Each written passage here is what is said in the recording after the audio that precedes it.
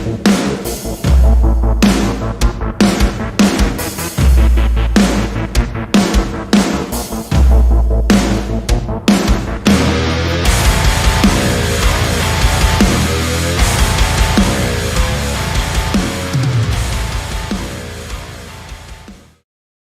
well, what year was that? Was that 2014? 2014. Yeah. So Ryan was 12 at the time. So I just turned 16. 60. Had you really turned 16? Yeah. That's fucking nuts to even be on stage. I was just trying to figure out whether you could, which order you should take Coke and Ecstasy in to make it best. Turns out the same time is fine.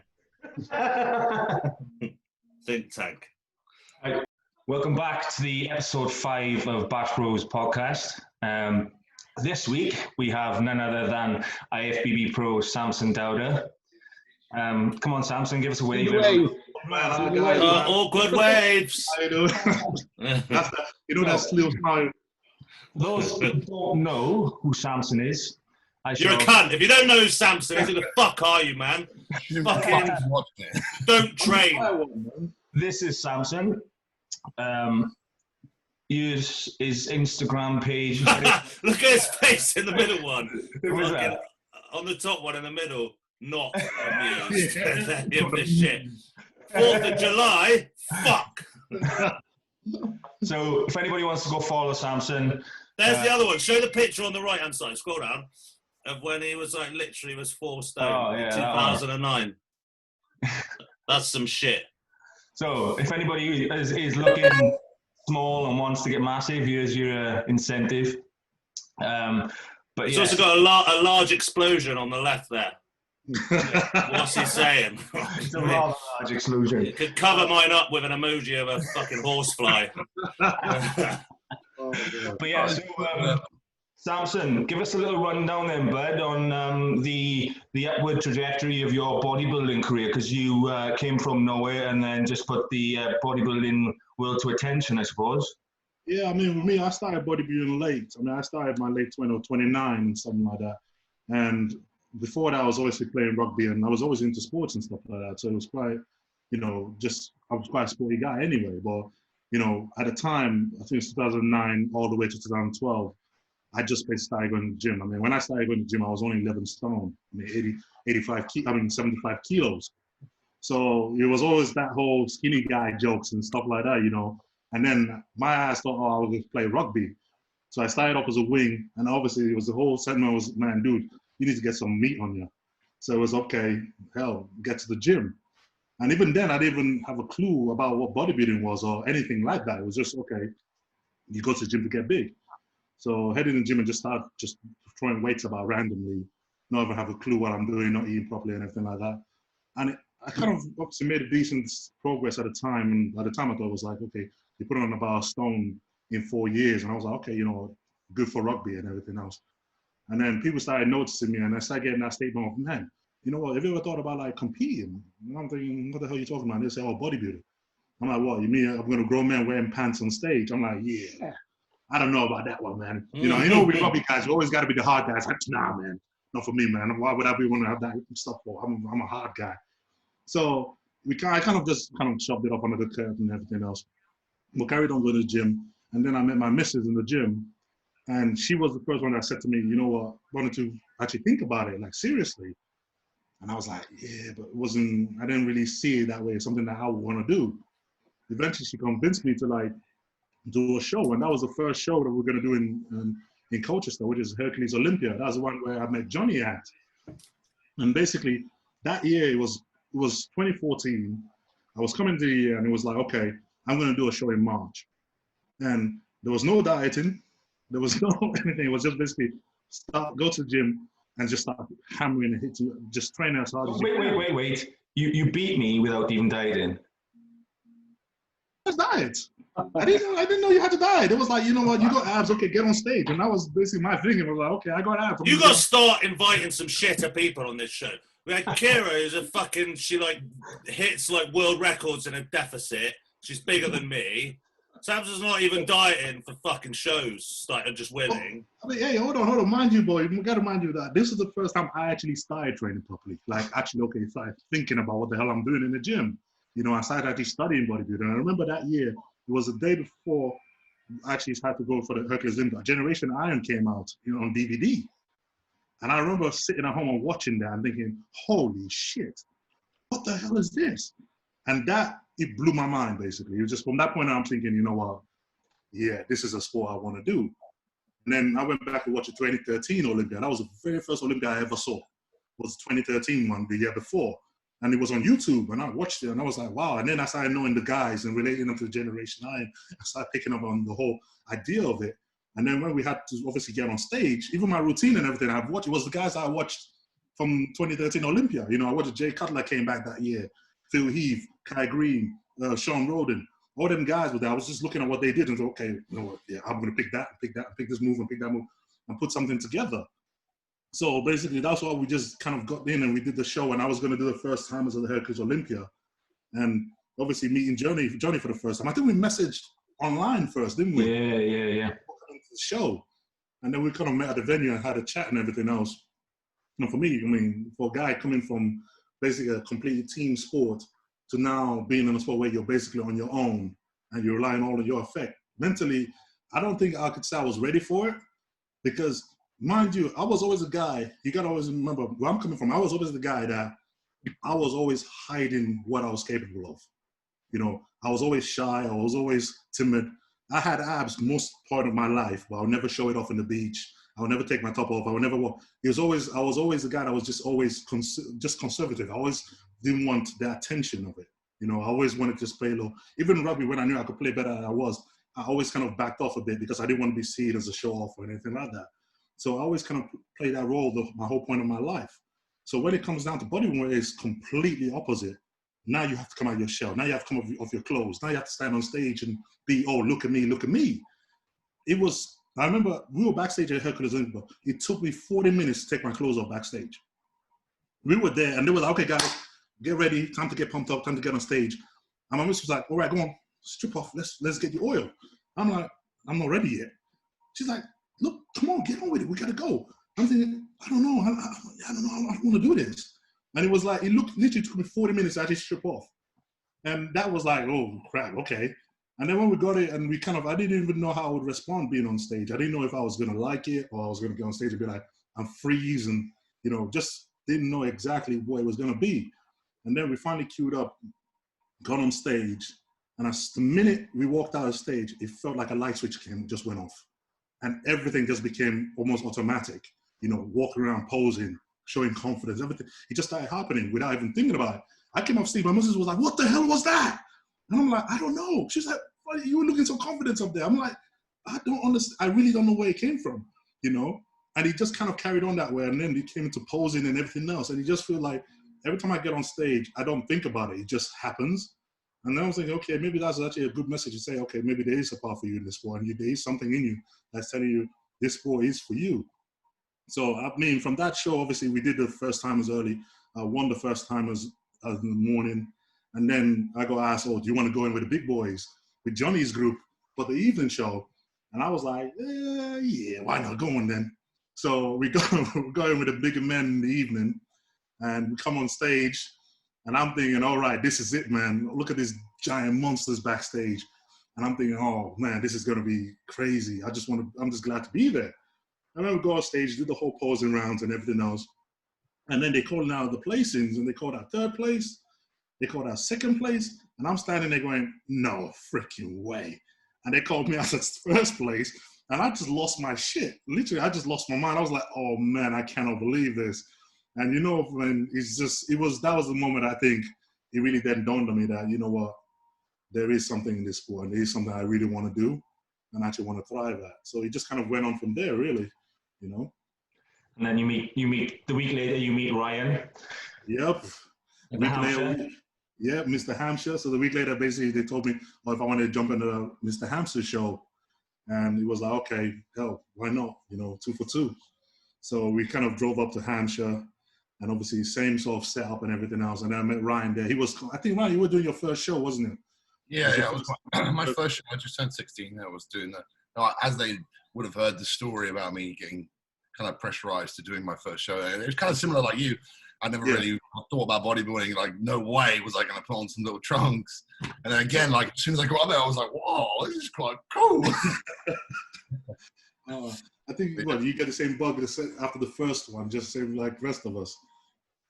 Yeah, so it was much the same result for me. So not so fond memories for me as it is for you two.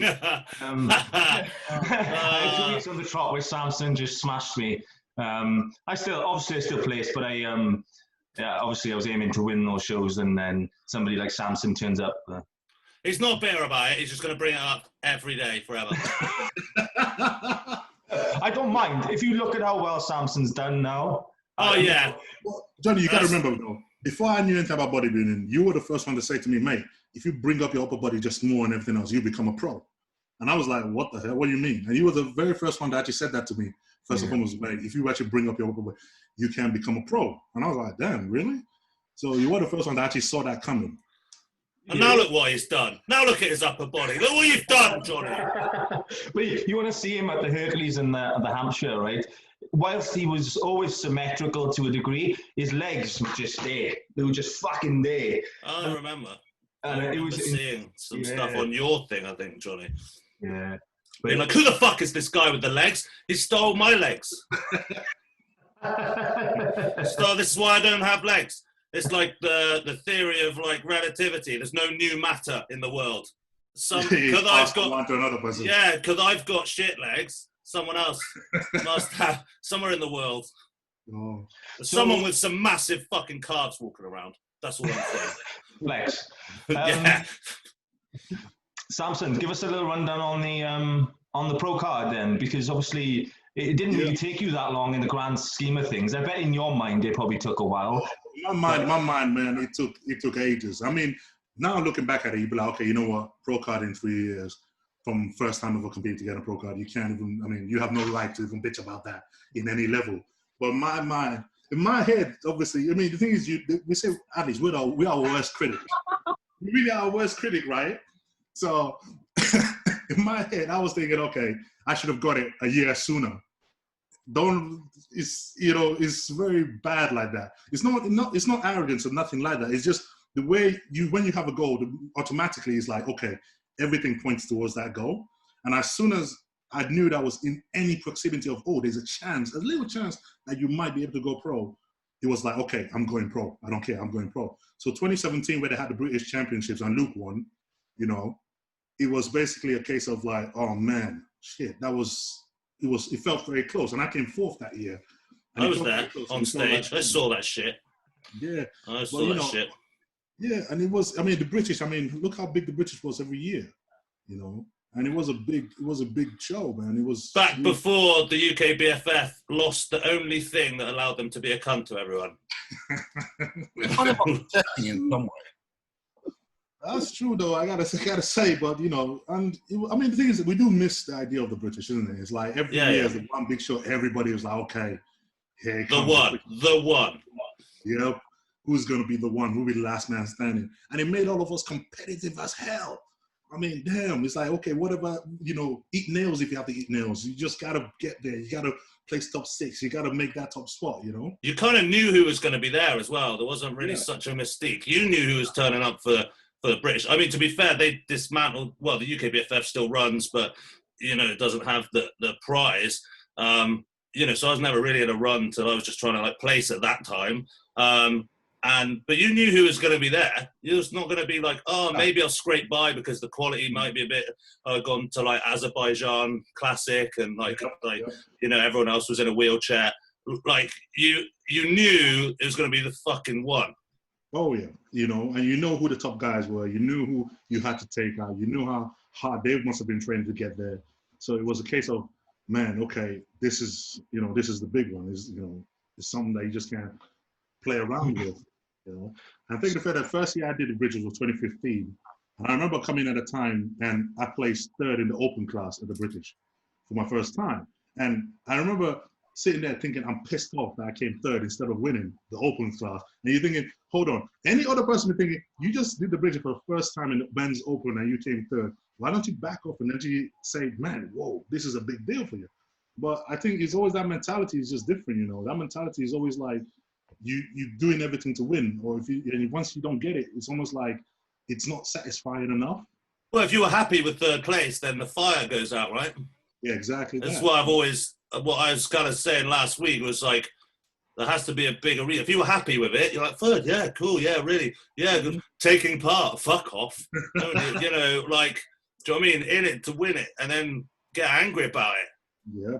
And you know, essentially that's why you got so successful so quickly, because you were never happy with where you were, even though you achieved real, you know, third's amazing, but you were still not happy. So essentially that's why you got to this level you did so quickly. Some may sort of hold on their laurels a bit and be happy where they're at, but yeah. Well, you could have thrown it away with like, I'm not saying it was easy, but how fast then it developed and everything. Yeah. You could have easily thrown it away with like arrogance and like, yeah, I'm great at stuff. Complacency as well. Mind you, I did get my ass handed to me when I jumped in the Pro League though. I mean, that was painful. Yeah, but the fucking people aren't even making the Pro League. People are spending their whole lives not making the Pro League. You know, I'm not fucking there. I'm not there. I don't understand. Because the thing is, because people tend to mistake the drive and that hunger for chasing something as arrogance or as, oh man, he's just full of. Nah, it's never like that. The thing is, like we say, we are always our worst critic. No matter how good someone from outside thinks we're doing, we're always thinking, oh, this is bullshit. We could have done a lot better. We should have done more. We could have done better. We could have done more. So you're never completely happy. And when you have that mentality of, okay, I'm going to get it no matter what it takes, you always feel that the next goal is always just way, you know, out there. You're never satisfied with the one you just landed with. And it's almost like a driving force for it, you know? That's how you fucking level up. That's how you level up. You stick around places you're winning all the time to make yourself feel good. That's an ego. That's a fucking ego. Like, you stepping up to a place where you said you got your ass handed, I'm not sure. But, like, that's how you level up. Fucking go up until you lose. It's exactly what I say. Go and lose some bits. Then you've got to learn some lessons, right? And you know what? I did learn that lesson. I mean, the thing is, obviously, with amateur ranks, I'm not going to lie, I did have an easy time with amateur ranks. Not in like an ego, it's just the way. I knew I went through the amateur spike. Just fact, man. You know, and yes, and what happened, it did sort of gave me too much self-reassurance of myself. You know, I started thinking, okay, you know, if I can do that, hell, why not? I'm going to take on the Pro League. I'm going to train hard. I'm going to take on the Pro League. So when I was coming to do my first pro show in 2018, which was EVLS Prague, it was, for me, it was like, okay, you had a line of Nathan Deasho, you had Rolly Winkler, Lucas Ozodel, you had, you know, it was a big stacked up lineup. And I'm thinking, okay, you know what? Shit, training for that show, any other person, knowing these guys have been around for donkey's years and they've smashed and they got so much muscle and so much craziness. Anybody who thinking, well, I'll be lucky if I just, you know, if I can crack into top 10 or crack into, I'll be happy with that. Well, you know, my mindset is fucked up. I ain't gonna lie. I was training, I'm thinking, I'm gonna beat Rolly. I'm thinking, I'm training in the gym like, I'm gonna bench the hell out of this thing. I'm gonna beat Rolly for Prague. I'm gonna beat, of course, why not? I'm asking my missus, come on, man, do you think I could take it? Do you think I can take it? She's looking at me with the face going, oh, man, no. What have I done? But it's, especially when you come into prep, you know full well, it's almost like you're such much pain and you're so hungry and you're so angry and you're so, come on, everything, let's go. That whole idea of somebody telling you, oh man, dude, yeah, you're doing well, but that's a big step. But you just don't see that. All you're seeing is, I'm gonna win this, I'm gonna do everything else. So we did the Prague show, and I remember that was the first pro show I ever did, and that's the first time I ever saw Rolly face to face. That was like that was a dream crusher. That was like what the hell is that? Like, is human being allowed to put muscle on that much? Like, what the hell? And you saw these guys backstage and you just think, holy shit. And I'm like, okay, all right, let's get it on. So we sort of did all the, obviously intro on the stage where you have to come on stage one by one, do 1 minute walk on and everything else. And I'm like, okay, you know, feel good and everything. Rolly comes on and he poses, and then they bring all of us on stage for the call outs. And I'm in the second call out. Rolly, Nathan, and Lucas Ozay got called up first. I see these guys posing from that close on stage. And I look at it and I just never saw anything like it. The amount of muscle density and detail that was popping out in front of me. You just sit back and just like, you know, like, what the hell? this is seriously, that's the next level, you know. And all it did, it just made me freaking hungry for it. It was almost like envy, like anger, envy, like, oh, you guys, I'm gonna get you for this. And it really made me more hungry for it because I was looking at Oh, look at you, Samson. You know? yeah, you're that for a lot of people too, man. Yeah, man, because it's almost like you're looking at it and you're thinking, man, what, they got 2 legs and arms like I have, so what the hell is going on here? I mean, you kind of disregard all the experience, the time, the years, and everything else, and you start thinking that you should be there now, you know? And that whole point of, yo, slow down, man, you got a long time yet, you know? You kind of just looking for the immediate effect of it, but, you know, kind of get on there, and I mean, even that show wasn't so bad because that show, we kind of did it and we actually came out quite well. Most surprised because that was the year I was in the lineup from the UK. Nathan was in there and James was in there as well. So I think Nathan was second, I was fifth, and James came sixth just next to me.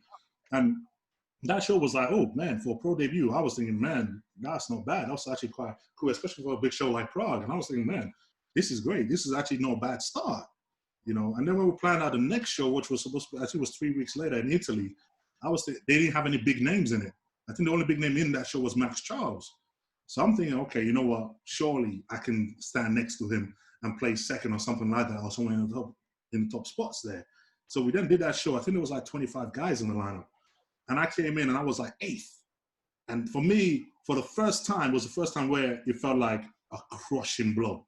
So, you know, it really brought me down that point because I was just like, man, I looked at it and I was like, I can't believe this, because in everything in your head was telling you, surely I'm good enough to be up there. I'm good enough. And then when it actually happened, it was really like, oh, okay, eye-opener now. You know, you need to actually go back to the drawing board and actually rethink things a bit. But it was definitely... Maybe just needed some more time. Yeah. Yeah, well, last year was proof of that. So there was talks, obviously, the British Grand Prix coming into that. Everyone was like, Nathan's got the fucking title in the bag already. Who's going to challenge him? Nobody really knew. People were talking about Samson a little bit because he put some photos up, but people didn't really, obviously, photos don't really translate to the stage always. And then, lo and behold, Samson turned up on stage and everybody was like, oh, fuck, there may be a little challenge going on here. And there was more than a little challenge. You pushed him tooth and nail all the way. Yeah, you know, because obviously in 2018, when I started on stage with Nathan, when we were doing Prague, I sort of kind of looked at the guy and actually really think, okay, man, damn, that was a whole different level that I just wasn't ready for.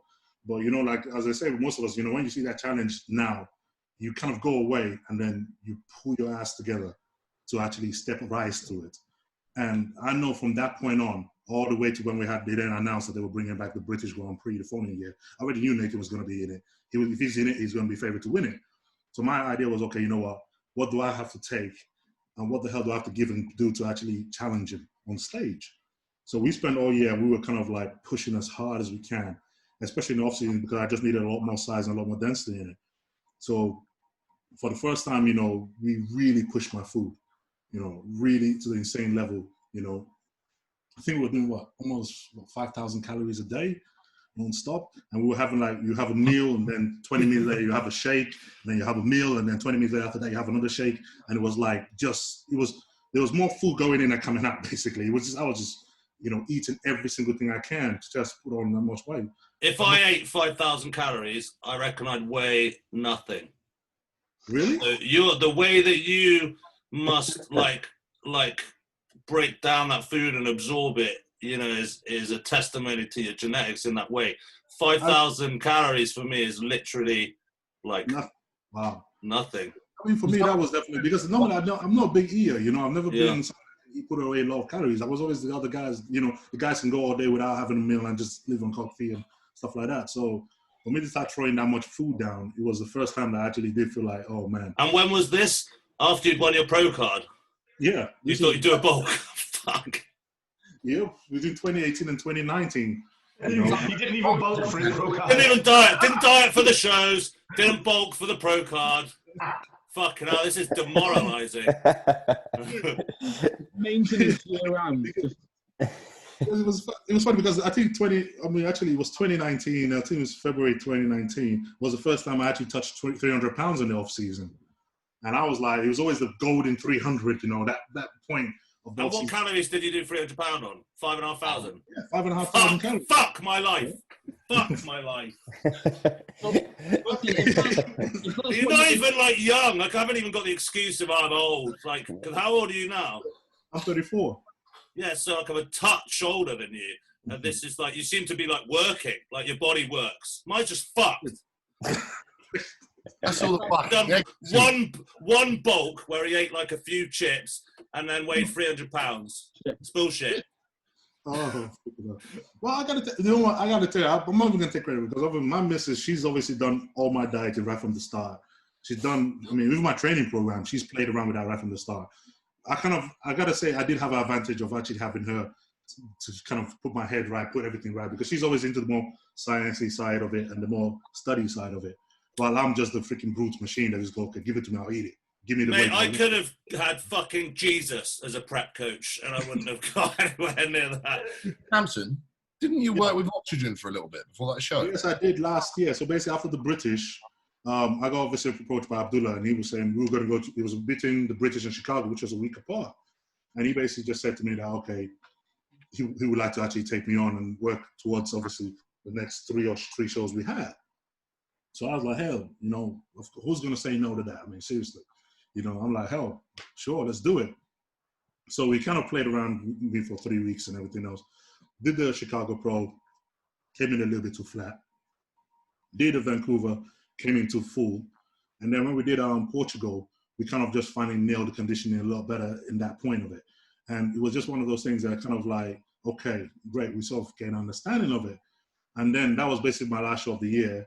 And I don't know, things just fell apart after that. You know, it was like, okay, show's over. Okay, good luck, and I'll see you later. And it was kind of ended in that way, you know. So, okay. So you Your missus now. Yeah. Yeah. Cool.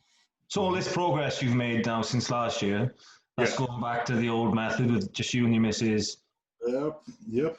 Because the thing is, I mean, as much as what I always seem to pride myself on is like, okay, it's all good coming out for the shows and obviously have the limelight and stuff all on you and you getting ready for a show. For me, I don't thrive on that.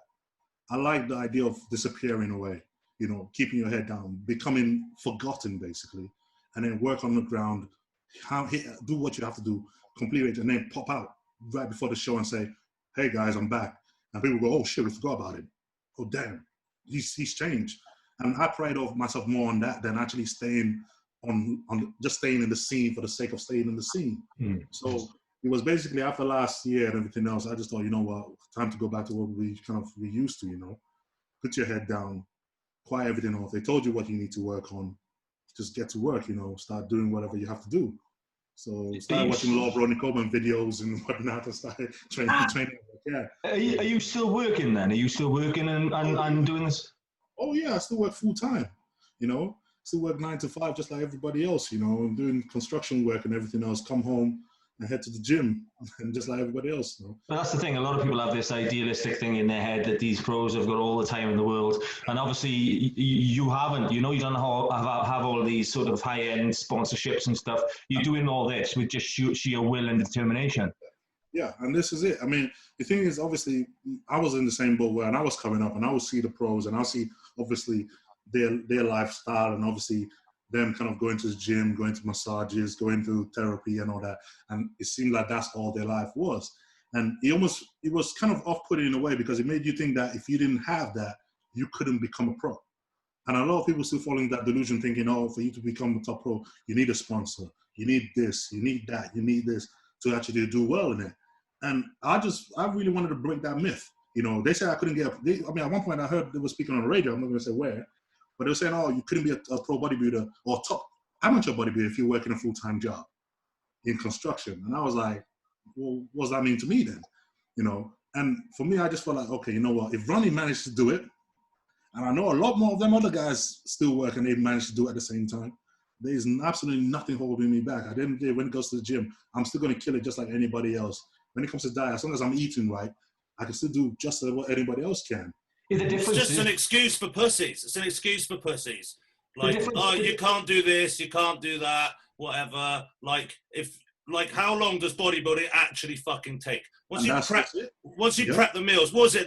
If you actually fucking do it and you don't mind eating boring shit, it's like 1 hour every like 3 days to cook like your food. Buy a micro rice or something if you need to or whatever. So that's like an hour. So, you know, it's like fucking 20 minutes a day if you like average out. Then like an hour's training. It's not that fucking long, really. You just need to fucking do it. And that's it. I mean, I understand, obviously, people tired and everything else. And I know for if I get home from work, I'm exhausted. But the mentality is you got to go to the gym. You have to train. You have to do it. It's not going to happen for you. It's not going to happen by luck. It's not going to happen by chance, you know. And me telling my buddy, oh, I don't want to do it because I'm tired. He ain't going to, well, my buddy going to be like, okay, I'll give you a time off. I'm going to grow anyway and just let you have this one. It's not going to happen. The difference is, though, is that Ronnie's job was more of like a plastic job, wasn't it? It was, he had money, he worked when he felt like it, you know. In your case, you're literally... At the end, he was like that, but... By the beginning, I think he was just like everybody else, wasn't he? Yeah, he was. Definitely. Well, he definitely managed to make it to, like, you know, like pro status, fucking working normal shit. Well, what I'm getting at here is ultimately...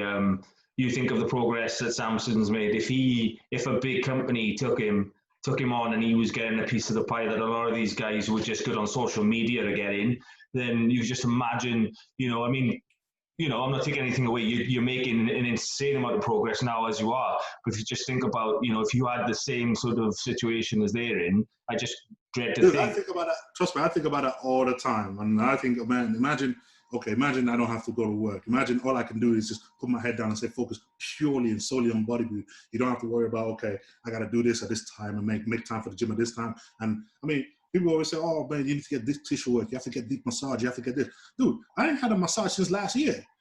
No massage. I haven't had one since last year. So it's like, yeah, I'm still fine. I've never had an injury. I've never had anything to actually worry about. Touch wood.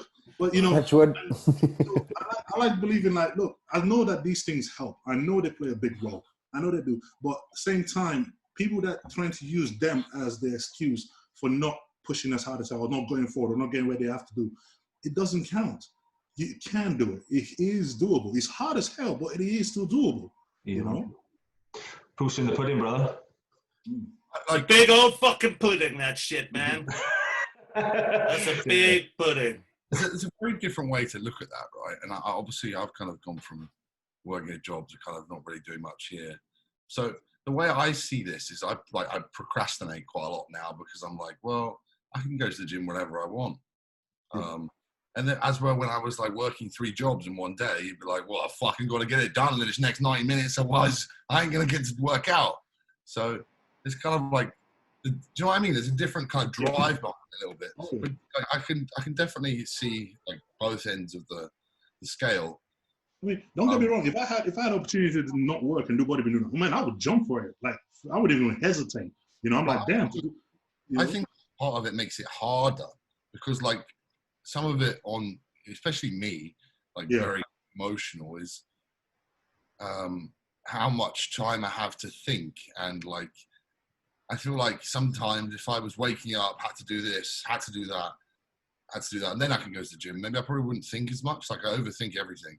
And sometimes I sit there and think, wait, should I actually be eating chicken and rice now? Or should I eat like 3% beef?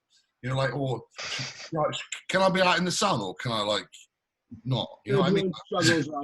There's like, there's so many things that like. The devil makes work for idle hands. And it's for the same for minds as well. You know, like, if you have enough time on your own, you will turn inside, you know? So you do need that focus and like also the structural element like of it. Like, you know, I'm not putting myself on the same as Samson here, but everyone's like, hey, why don't you try and just do bodybuilding and stuff like this? I couldn't fucking do it. Like, I like my job. I want to do my job. I don't wake up thinking I wish I died in the fucking night, like emotionally about my work or whatever. I go and I fucking do it. And then I train. I feel better doing that. I actually don't know how people just bodybuild. It would drive me fucking mental. That happened to me last year, man, because I got made redundant. And I spent 3 months not working and just thinking, like, I'm going to really have a good crack. And if anything, what Ryan is saying is pretty much what happened. I was overthinking everything. And it just got to a point where I actually went backwards, I'd say. Look at coronavirus. Loads of people that have been in coronavirus doing fuck all. How many people actually grabbed that time and did something to make their lives better? Fucking basically no one. The one just makes you really good at doing fuck all, I've found. You know, like... I think that helps, especially me, was being like working a job, was eating. Like now I'm kind of like, well, I haven't got to really eat at 2:30, so I can eat at 2:35. And I'm not as hungry because I'm not so busy.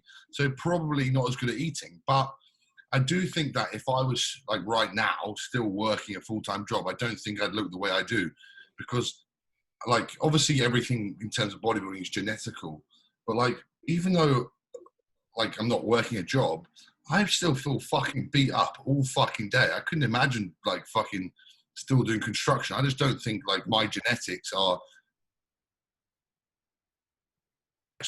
That is true. That. I think I'm really anxiety. I have a lot of stress as it is, like in my own head, overthink everything. And I think that if I had this as well, then I wouldn't be able to even look the way I do now, you know? It's obviously all like personal. So it's like, it is personal. I personally couldn't just do bodybuilding. I mean, I've had to do my lessons like online and stuff. And so my actual like getting up, I get up and walk the dogs, and that's a fucking lifesaver for me. I get up and I have to walk the dog. The dog is not waiting. He's going to lick my fucking eyes if I don't get up. Like, he doesn't give a fuck if I'm tired. We're going out. That's what's happening, you know? And so that's my, like, you have to get up. But apart from that, the structural elements of like lockdown, I do my lessons online. I have much more time. You know, I'm just getting quite good at Call of Duty. It's just bullshit. There's loads of other stuff I could do. I'm not doing fucking any of it. Every day I get up and do cardio first thing. Just even if that's good. It's a good to start the day and just fucking go. Yeah, I think like it helps me mentally, and obviously it makes me keep me leaner, and probably, especially I don't know, I made my heart work for a few more years. Is the routine cardio then check OnlyFans? Yeah. Alternate. I check other people's OnlyFans as well, and that makes good cardio. You have a treadmill in your house though, because you can't bash one out on the treadmill while you're at the gym. That's what you fucking think. Who's gonna say anything? Fuck them. They don't need that shit. I'll fucking aim for them. I'll seagull those cunts saying stuff. So, Samson, lockdown. How have you managed, bud? Have you had access to a gym? Lucky, man. I've been lucky. I ain't gonna lie, obviously, because I've been lucky. I had a private gym to actually go to, which was actually a big plus for me.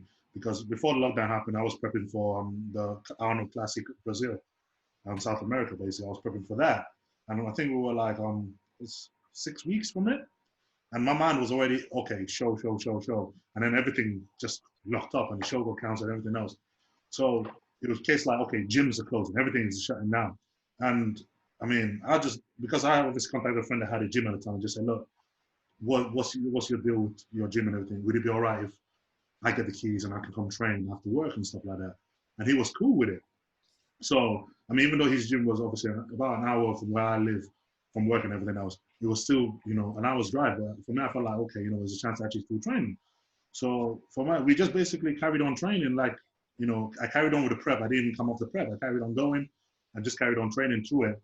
And it kept me sane, it really did. Because with everything that just kind of happened, I mean, if you were lasted only 3 weeks, it wouldn't have been so bad. We're like, okay, 3 weeks, no big deal. But then 3 weeks on, and you're like, okay, another 3 weeks. Then, all right, yeah, just keep going. 6 weeks down, you're thinking, okay, hell, this is not ending. This is really like it. This is going to be quite big. And at that point, it was like, it really started getting to me, because all the shows that were like in early July, end of June, all that, they've all just been cancelled one after the other. And we kept on like picking shows based off, okay, which one is next after that one? If this one get cancelled, what's next after that? And they all just kept on shutting down one by one. And then it just got to a point I just thought, okay, you know what? I'm going to come off a diet for 3 weeks, completely just relax and take things easy, and then see what happens after 3 weeks' time, and then decide from there. So that's basically what we just did. What is the planned next show then? So basically, the next show will be Tampa Pro, which is in 31st of July or 3rd of August, between that time. And we basically we started prepping 2 weeks ago for that show and everything else. But I sort of stayed in good shape coming off the last night anyway. I didn't rebound or nothing like that. I just kind of stayed in good shape. So we're basically looking at that show as long as things keep picking up. because up to now, even though we can travel, we still can't go to the US here. So it all comes down to basically if it's going to be possible for us to go to US or not. If it's not, then like I said, the next show after that, and the next show after that, and then until we get one to get on stage with, we just keep going at it, Yeah, man. Well, Ryan, you said that things are getting worse out there at the moment, do they? Yeah, especially, yeah. So, like, obviously having to wear masks everywhere and stuff like now because of the protests and stuff. But, I don't know. I think part of me thinks it was definitely getting better. And I thought, oh, it was basically over here. But now I think the last few days, everything's closing. You've got to wear masks everywhere. I think they might. I don't think they'll. I haven't started prep for any show because I'm still very hesitant. I think anything's going to happen. Tampa's 5.5 weeks away? Yeah. 6 weeks now. 6 weeks. Because you could put it down as like work and business. Yeah, that could benefit you. Yeah, that's what they basically said, because I know on the 22nd this May, the advertisers, pro athletes can fly to the US for based off obviously competition and competing and doing stuff like that. Then football players and all that can travel. But I think they said they picked certain federations or certain group of sports. So it's trying to get information to find out, okay, what, does that apply to us or not? And it's kind of like that's got to get a proper visa, haven't you? You can't travel on an ESTA. You've got to travel on a proper visa, then, haven't you? Yeah. So it's just kind of. Do you have a visa for Samson? No. Would you have a visa for the States? No, I got British passport, so I always kind of use that. So if it's going to be a case that we have to do this, it's basically going to have to be apply for a visa. I'm currently in the process of my visa. It's 600 pages long. The P1 visa as an amateur. Oh right, yeah, I've seen that one. $12. Crazy. But like because of the whole shutdown, because of that was taking longer and stuff like that. So I don't fucking know how long that's going to take, to be honest. But I'm surprised that they said that they'd let you in, because from what I heard, anyone that doesn't have an American passport can't enter and leave. Like Ben wants to go home to Canada and come back, but he can't. Yeah, because I mean, what they've done basically, I think what they put up in the US government is basically only for pro athletes and competitive athletes and stuff like that, or very important business or emergencies, stuff like that. So it's a case of just seeing whether basically if you're applicable for it or not. So it's just you just have to see where you stand, I guess. Yeah, absolutely. Right. I really hope you can, to be honest. So I think that's enough of the lockdown saga. I think we posted some stuff up about photos. Did anyone have some not photos, questions? What am I talking about? Questions. Did anybody have any questions that they people wanted answered? I had nothing. I had one from, they just talk about supplements really. Basically asking what was your ideal pre-workout? Like, I don't really know really. Anything that's like 450 milligrams of caffeine for me is well gone. But I don't know about you boys. Atomic Bomb. 100% Pro Series. I saw that Joe was struggling off it last week. Plug and play. It's got hardly any caffeine in it. It's got some shit called sausage plant. And it's not a wank. It's nothing to do with penis. But it gets you fucking high as fuck. So my concern with Atomic Bomb is I've taken it and I felt off my tits, right? And I get tested at work. So, and obviously with Atomic Bomb not being FDA approved, would you fail a drug test on that? I don't think the drugs that they're looking for are sausage based. So I think you're all right. At most, Johnny, it will be DMAA or DMAE. I don't think it's not that. But yeah, it's not. Yeah, it's not illegal, so that doesn't matter. They would test what? How are they going to test you for everything? What, you're not allowed to smoke or drink? I mean, not that you do, but yeah, they test you for that. So you're not allowed to drink in your job. It's zero alcohol. Obviously, any recreational drugs they test for. Ever, you're not allowed to drink ever because you have a job. Well, I can drink, but obviously I'm not allowed it in my blood whilst I'm in work. Well, yeah. I mean, that's probably a good idea for all work. No, but you don't get tested, do you? So that's the point. So if I go to work, and I'd say I had 2 pints the night before, if I go to work the next morning, I'd fail a drug test. Fuck. Is it that sensitive with it? Yeah. Just fucking quit. What? Back to the question. Yeah, back to the real. Actually, what we're talking about. Yeah, sorry. Yeah, atomic bomb. It's good. You don't have such a crash. I hate caffeine because it makes me fucking nuts. And this one's decent. You can like mix and match with like the pump one. The better alanine's like quite high, so don't overdo it because you get tingly face. But I can actually work on it without like feeling too sketchy. What was the actual original question again, Jay? Oh, it was Pre-workout. pre-workout, yeah. Here's a big thing, right? Is obviously we're talking about stimulants here, but if they use nootropics like alpha GPC, lion's mane extract, stuff like that, it's not actually a stimulant to the nervous system, but still manage to make you focus. So Ben takes stuff like that every day instead of caffeine and stuff, because obviously it's not as good for your nervous system, but it can help you focus like stimulants. That's why a lot of all pre-workouts now have alpha GPC, lion's mane extract in and stuff like that.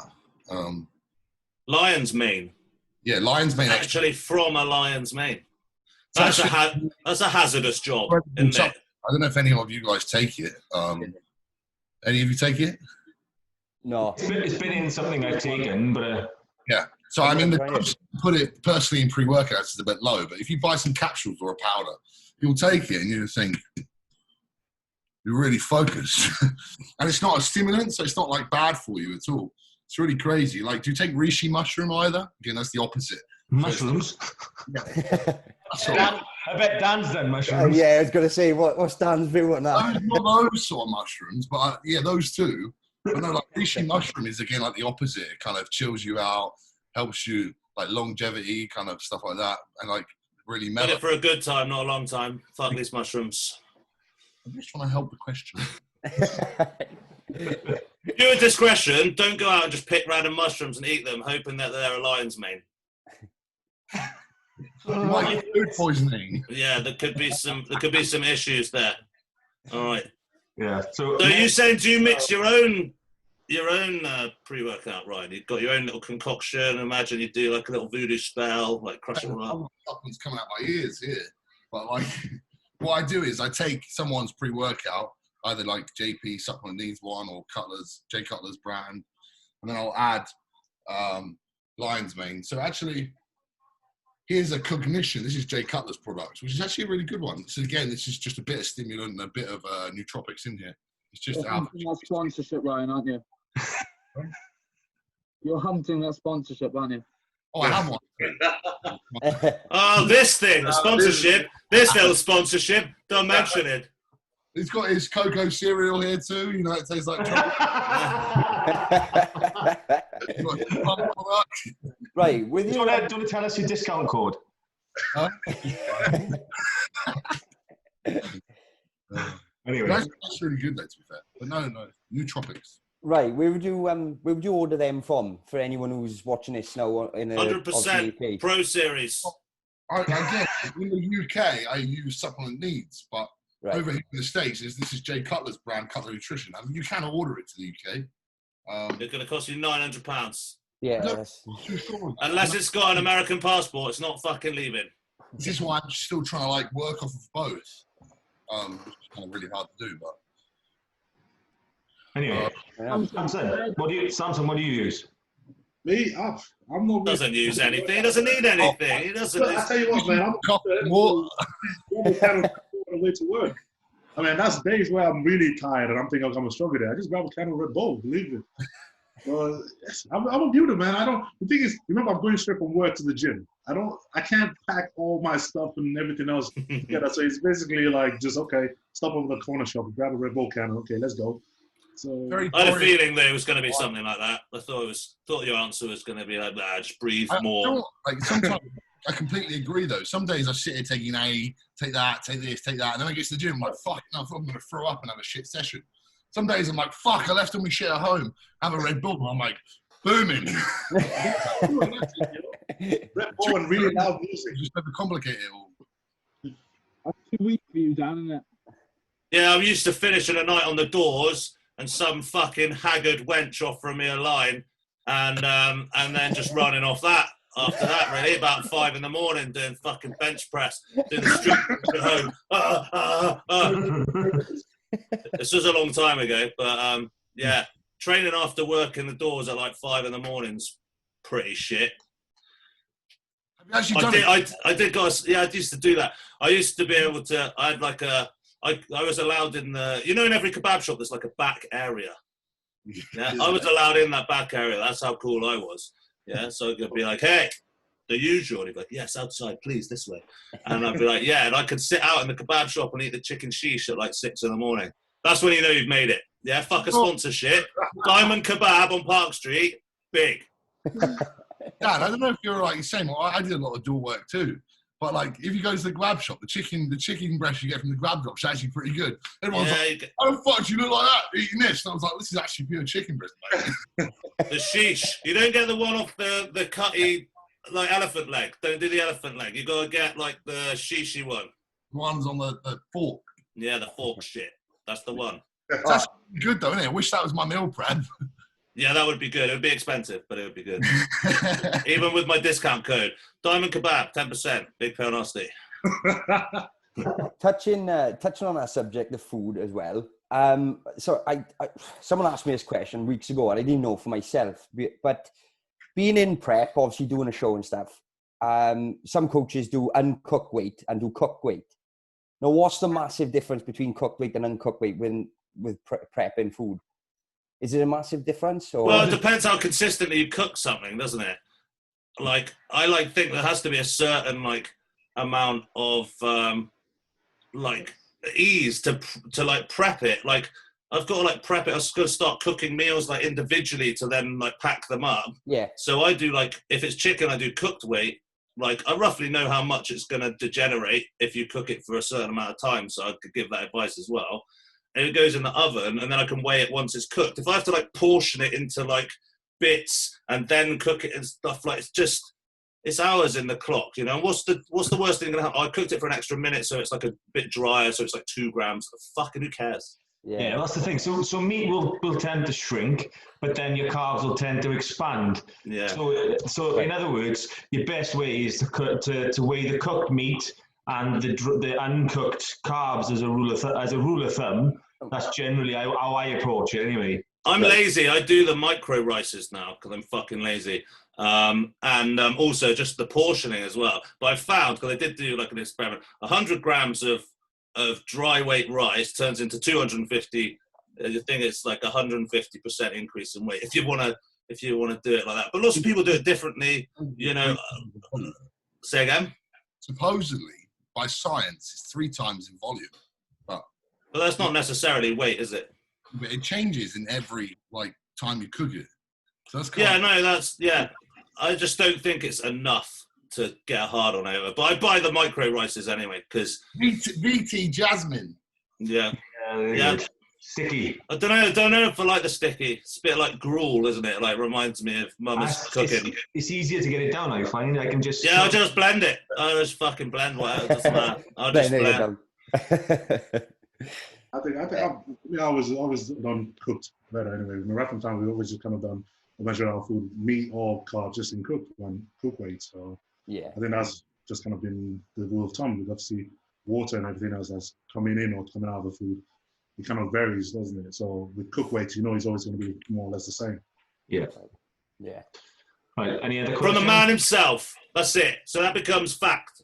Yeah. If you want to look like Samson, cooked weight. All right. Change your plans. If they say anything else, in the bin. 1 Red Bull. Done. Don't bulk.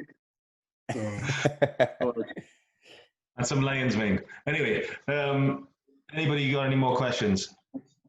I got asked a question. I think I know, like, it's basically about where it says, ask how people manage on the days when they can't really be fucked. I want you to answer that first because it'll be quite. I think you've got to answer. Well, I'm not going to go in like on it too much because everyone does have days when you're like. Ooh. The thing is they talk about motivation. Yeah, well, I don't feel motivated and stuff like that. Like, you cannot rely on motivation.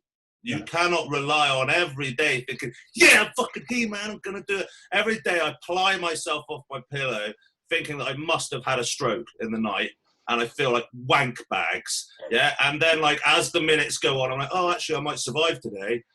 You know, like, I could make it. You know, so I think, yeah, you have some days when you're firing it up, but sometimes you just have a shit session.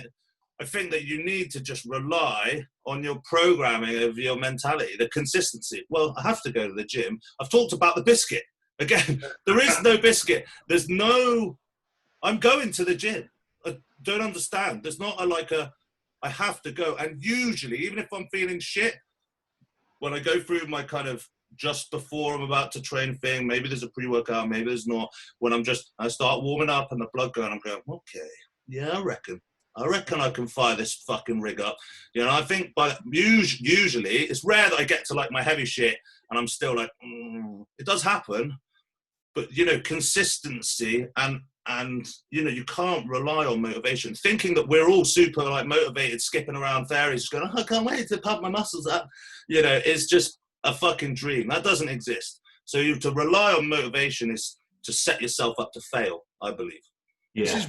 Instagram is such bullshit. It's like all these top pros as well are like, well, I actually had a question on the same thing. So it's like on those days where you just really can't be asked, what do you do? And I'm like, if I'm honest, I've had a lot of days recently where I go in and do a couple of bicep curls and just fucking leave. And they're like, it's not just me. A lot of the top guys do it too. I mean, I don't know about you, Samson, but a lot of the guys I speak to are like, yeah, it happens all the time. You know, we can't just lie about it and make it look like it's all these younger guys that we don't have bad days, and sometimes we can't just fucking get through it. We're just like, fuck this shit. I'm going home. I'm gonna say this way. Look, 90% or at least 80% of my workouts they're done on bad days. They're never done because I think obviously Instagram you always see guys like banging music and they going that's all their sessions always like that. I guarantee you, majority of them is nothing like that. Majority of them is you just trying to get through it. That's the truth, man. That's the truth. You know, and we all feel we're all human, man. We all feel the exact same way. Some days you wake up and you're thinking, man, I'm not having a good day today. I can't even think about heading to the gym today or what I'm going to do. But the only thing that changes is the fact of who decides to just go anyway and those people that don't. And that's the only difference because it's just going anyway and say, okay, this is the program. I have to just do it anyway. And then you just go along. And sometimes you start off like completely shit. And then you end up lifting a few, do the first set, do the second set. Think, actually, hold on, I'm feeling this now. And then you get into it. And sometimes you just don't. Sometimes you just feel like the whole workout is like, no, I just want to get this over and done and go home. And you just got to tick it off. And you just got to pick it up, and that's it. It's just almost like you just pick up a box, and that's it. You know, so it's never always just, okay, this epic Dorian Yates session where it's all screaming and banging and, oh yeah, it's all war. It's never always like that. Yeah, so I mean, with my job, it's mostly neck up work, spend on the fucking computer. Like I can do a 12-hour shift and not even take my eyes off the screen. And I find that affects me more than I've been a physical job as well. I've been an engineer and things. And I find that affects me more. But I'm finding that when I come home, my body is having phantom sort of aches and pains because my mind is tired. And then I'll go out, I'll warm up just like you said, and bang, those endorphins kick in. And 9 times out of 10, I'll get a decent session in. But you've got to remember as well, as much as you put pressure on yourself to get a good session in, and you're going to be frustrated if you have a shit one, you've got to remember, like you just said, we're all the same. There is going to be a law of averages tells you there is going to be a shit session there somewhere, but you just got to try and keep that down to a minimum, haven't you? It's like having a salad once a week. If you're fat and you have a salad once a week, are you going to lose weight? No. You're not going to lose fucking weight. So if every now and again you have a shit session, are you really going to fuck up all your gains? No, you're not going to fuck up all your gains. You just tick it off.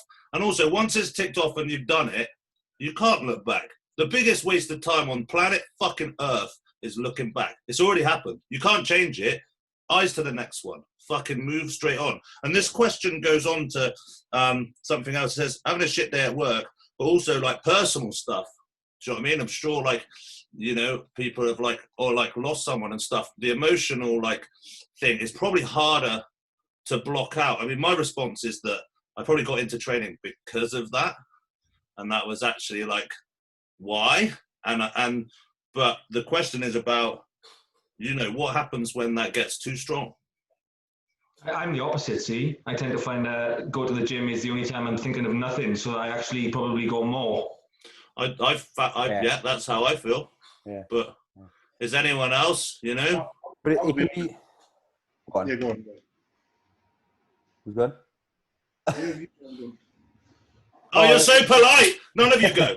Fuck No, you guys. go on. Samson, you say first, bud. You go on first. I'll be honest with you. Obviously, earlier this year, I remember I was heading to the gym, obviously, when we found out about Luke. And honestly, I actually walked out of the gym and just went home. Like, I got to the gym, I was really like, okay. And then I only found out at the gym what's happening. And he crushed me. Literally, he crushed me. I mean, I ain't gonna lie. I literally just dropped what I had. I was like, look, I can't do this. And I had to just go in the car and go home. So as much as personal situation, people would like to say, oh, just power through, just muscle through. Yeah, you can do it. Sometimes it's not like that. Sometimes it's too hard. Sometimes it does. And it does take you kind of walking away for a bit, calming down, kind of taking sight of it down, actually let emotion pass and die out before you can go back into the gym. Because I know of being in that side of it and catching something like that. And I know there's been things that's been hard before in the past mentally, and you can kind of go to the gym and it blocks you out. Once you get there, you feel better, and you're like, yeah, okay. And it makes you feel better for that one time. But sometimes it really does. When something hits you hard like that, it is worth just okay, walking away, taking a break, and actually just kind of calming down from it. Because I know definitely this year that was a massive. I think everyone had a day off on that day. Yeah. I know I did. I was like, and I wasn't good friends with Luke. We spoke, we competed a few times as amateurs and stuff, but I hit a lot of fucking people, and I'm not going to bullshit saying we were best buds or whatever, but it was close to home, man, for a lot of people and the timing and stuff. I think everyone had a day off for Luke, really. It didn't seem right. Didn't seem right to do it. Yeah, I definitely. I was in the same boat. I think, for me, so I've said it before and I'll say it again. I think Luke used to put so much out there. Even though I did know Luke, it almost like I knew him better through the amount of exposure he put on social media. Everybody got to watch his life, so it almost did feel like one of your mates. And whilst in a normal situation, if something bad happens, I can just use the gym as my getaway. I think, like Dan said, on that day, I think a lot of people, because of the way it all happened and of the nature of it, and the fact that it kind of came from nowhere, I think everybody did just sort of have a day where they had to think about it.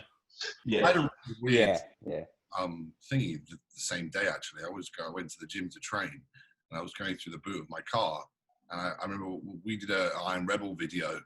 It was actually fucking blew my mind. It was actually a year before the same day, the year before, we'd done a video for Iron Rebel. We were training chest, and I had to wear an Iron Rebel t-shirt, and I didn't have one. So he gave me his one out of the car. And on the same day, I was going through the boot of my car here, and I found the t-shirt, and I was like, fucking hell, that's so weird. So I put it on, and I actually had a really good session just for him, and it was like really nice, But it was like, that's why everything for me happens for a reason. Like, no matter what it is, if it's bad shit, fucking incredible, I break my foot and cut it off and spill alcohol on it. I don't know. It happened for a reason, Like, it's so weird how things work in life. Well, that kind of alleviates like worry, though. It's weird that you can be anxious and into fate. That's two oxymorons, really. Like, why I'm so fucked up. You're like, oh, it's already planned out, so there's no point thinking about it. Water, be like water. I'm going to worry about it anyway. But I'm going to worry about everything. What if what's planned out for me is already planned? But it is. But I don't. I just have panic attacks thinking about panic attacks, bro. You can't think about them. It's the worst. I've got the Xanax sat here ready. Everyone loves the Xanax. The question as well, was about obviously you have something really horrible, something that just had it. How do you re-engage? I know my answer, but I talk too much. You've had a thing. You said it's really fucking shit. There are some situations where you need time off. How do you turn it back on? I think it's much the same as when you're having your downtime and you start to prep. It's like that flicking the switch, isn't it? So you said just put a fucking day in the diary. This is the day. Yeah, and that's the thing, innit? Give yourself a little, if you think you're going to need X amount of time, turn the switch off for a bit, and then just remember to switch the fucking thing back on Just don't leave it off. I think that's pretty solid. Anyone else? Big man problem. Is that a new back scratcher? Doing triceps. Home workouts. Workout. That's what he uses to wank. Look at the size of it. Fucking with a still hand. Like Deadpool. Yeah. I bet it looks massive in this hand. Is that what you're putting up on the OnlyFans? Yeah, that's it. Look how big it is, man. Hands. Small hand or big cock? You decide. You decide. Right. Any more questions? Question for Samson. Is there something you do every day that's the same? Everything, probably. Well, I don't mean that. I mean, is there like anything different? Talking about weird stuff. No, you fucking weird. Of course he fucking plays with the tube. I was just thinking like maybe like does a little like chant or something. What's the secret? He must be holding a secret. Is there anything like, obviously right now I'm surrounded by different things that come into bodybuilding that I've never even, like 3 hours of breathing practice every day that I've never had to do before. And I just wondered if you did anything that was kind of out there. Obviously, with my one, obviously, I don't think I'll say every day. I mean, when it's coming closer, when you start prepping for a show, I start obviously doing vacuum practices in the morning. You know, every time before I brush my teeth and stuff like that. And that's just basically one of those little things I just do, obviously, with all this fear of obviously blowing out your waistline when you start putting on size and everything like that. And with off season, I don't tend to do it as much because just so much food all the time. But then as soon as the diet starts, I just kind of like lean over my sink every morning when I'm brushing my teeth. I just do a few sets of like just kind of pulling in your abs in and kind of pulling in the vacuum. But other than that, I think I pretty much do the same thing as everybody else in terms of just like training and that, because my line has always been, the basic things have always worked for me quite well. So I've never had to change and, experiment with loads of different things. And I've touched on it, but I've never actually had to really do much, You don't do 500 hours of yoga and breathing and stretching and... He completed yoga. He went once, completed it. He's now an instructor. It's done. I mean, I listen to books a lot. I mean, especially with my job and everything. I kind of have my headphones in and kind of like listen to audiobooks and stuff like that a lot. But for me, I think I'm just kind of quite simple like that, I don't really... You're not the sort of guy who gets like proper amped up, you're pretty chilled. Like. Yeah. I mean, the only time I ever fucking lie is obviously when I get called out up on stage and something like that. And it's like, okay, you know what? This is go time. Who the hell do you think you are? Let's go. But every other time it's always kind of like, okay, I don't get me wrong. I do have my bad days where I kind of lash out the wrong people. Mrs. sitting over there. But some of these bad books. I do have my bad days. I ain't gonna lie. And it's not allowed on screen. It's not allowed on screen. Not the face. I do have my bad days where I'm just pretty much unreasonable and just kind of like, having one of them tantrum moments sort of thing. But other time, I just tend to kind of try to be chilled about most things, and that seems to always just kind of work for me in that aspect of things. Well, stress is the number one way to fuck your physique up. Oh, massively. Number one. No, people don't realise, and also the thing about having job, like, and like, if your job is super stressful, that's probably way worse than it being physical. Like, stress is... I'm up to here all the time. All the time. My job is insanely stressful. I teach kids. I just leave it there, man. Like, fucking... Oh, that is no. So, if one of the students is... qualified this week. You're qualified this week? I qualified last week, yeah. You did it. Congratulations. Nice. Welcome to the stressful world, then. Welcome to the end of your life. So my legs are going to go... I fucking hope... shots fired. Fuck. There's the teaching. The students have stolen my legs. Motherfuckers. The other question that I got was training partners. Must have or stupid cunts? It doesn't say, but I've summarised. I found about going back a few years ago, I needed a training partner. I always needed someone there to spot me or to push me or to kick my ass into gear. But over the last 2 years, I just think like, because I can go there now on my own, train, do my thing, I find to get a better workout out of it as well on certain occasions. But someone who is consistent, for one, if you're going to have a training partner, someone's going to turn up every fucking day with you and is going to push you just as well as you're pushing them. But how fucking hard is that? Yeah.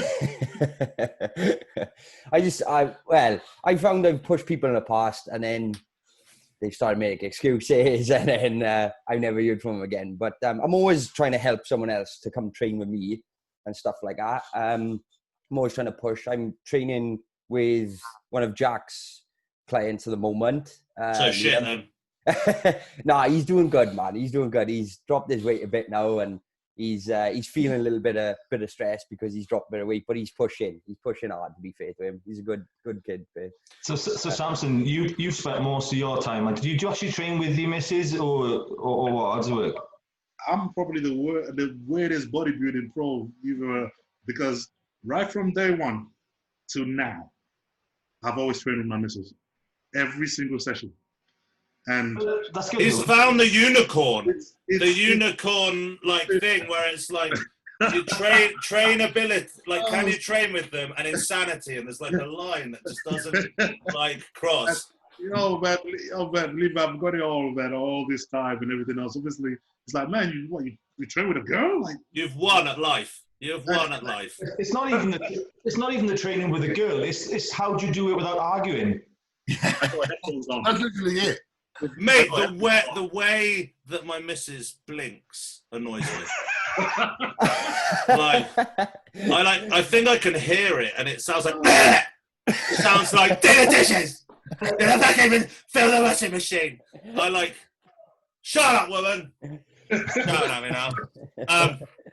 So I've scared the dogs apparently. So there's our babies. So that's it. I'm sleeping on the sofa. Yeah. So like, if you can train with your missus, like. Yeah, that's something. I become a bit of a ragey like nutter when I'm like in the game, and she'll only have to mention something like, "No, lilac would look really great over here," and I'm like, "Fucking lilac! I'm trying to squat fucking."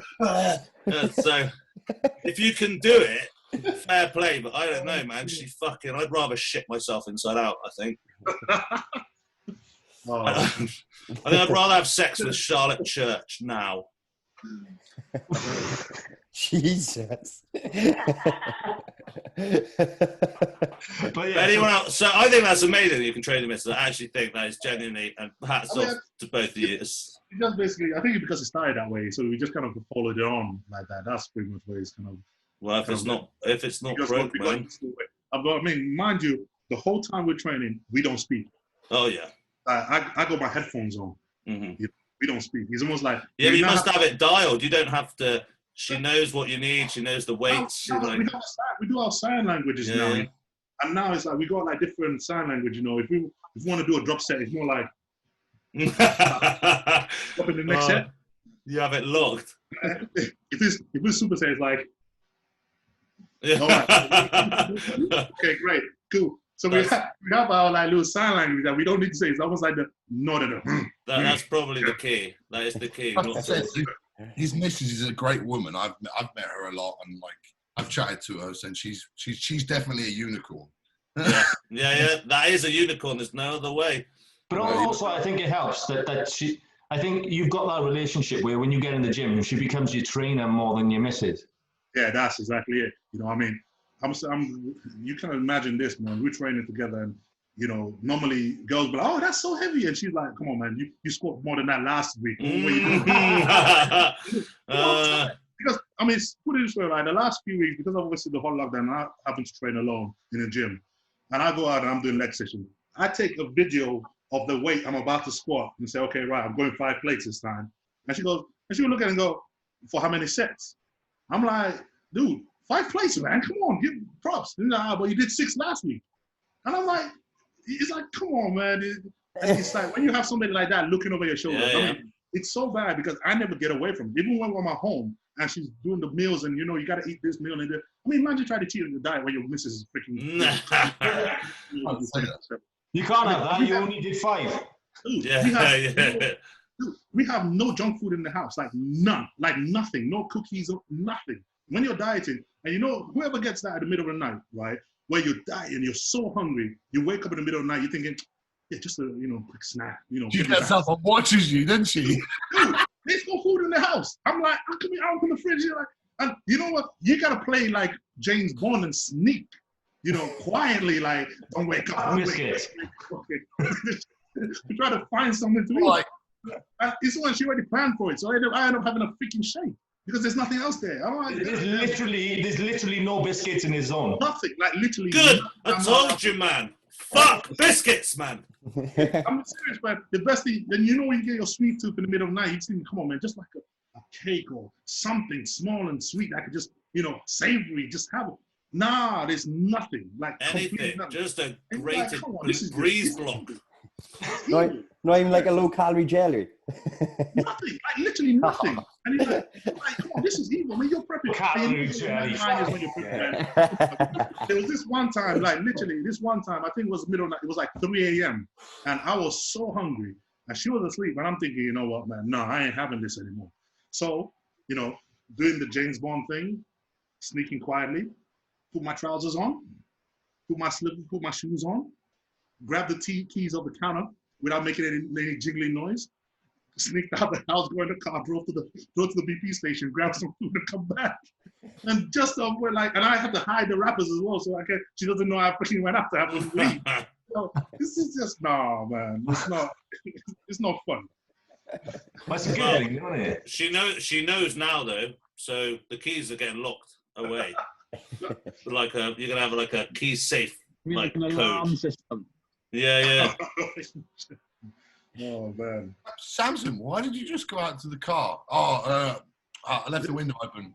Yeah, I thought I heard something outside. Yeah. Well, oh man, I think it does help. Don't get me wrong, it does help and everything else. I mean, it makes it pretty much impossible for you to cheat on your diet. And he's like, oh, come on, man. But same time, obviously, because she does all my meals and she knows everything about my diet, like literally everything. The amount of chicken I have, the amount of beef I have, the amount of carbs I have, rice, potatoes, what she knows it like the back of her hand. So she sort of that whole part is just on lockdown. And then training, same thing, she knows roughly what I can lift on every weight and every machine and everything. And she knows how much I need to lift and push more the next time and everything else.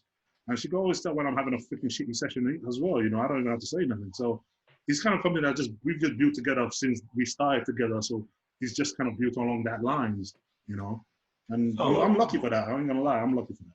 Something's just popping into my mind. That's rare. Yeah, that's unusual because usually it's just vacant. Just fucking like Pong, isn't it? Yeah. It's not even that complicated.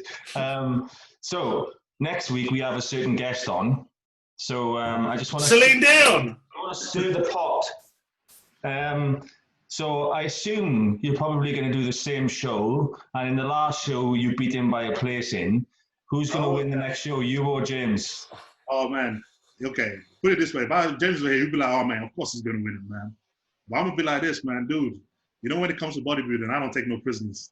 So hey, dude, the last time James beat me, and that hurt me a lot, was 2017 British Championship, and he freaking got his pro card. Now that has left a stain on me for a while. And even then, I'm still like, you know what? I will never let you beat me again. Ever. So you be asking the same question. You can tell There's the soundbite. There's the soundbite. And in the red corner, weighing in at 5 foreheads.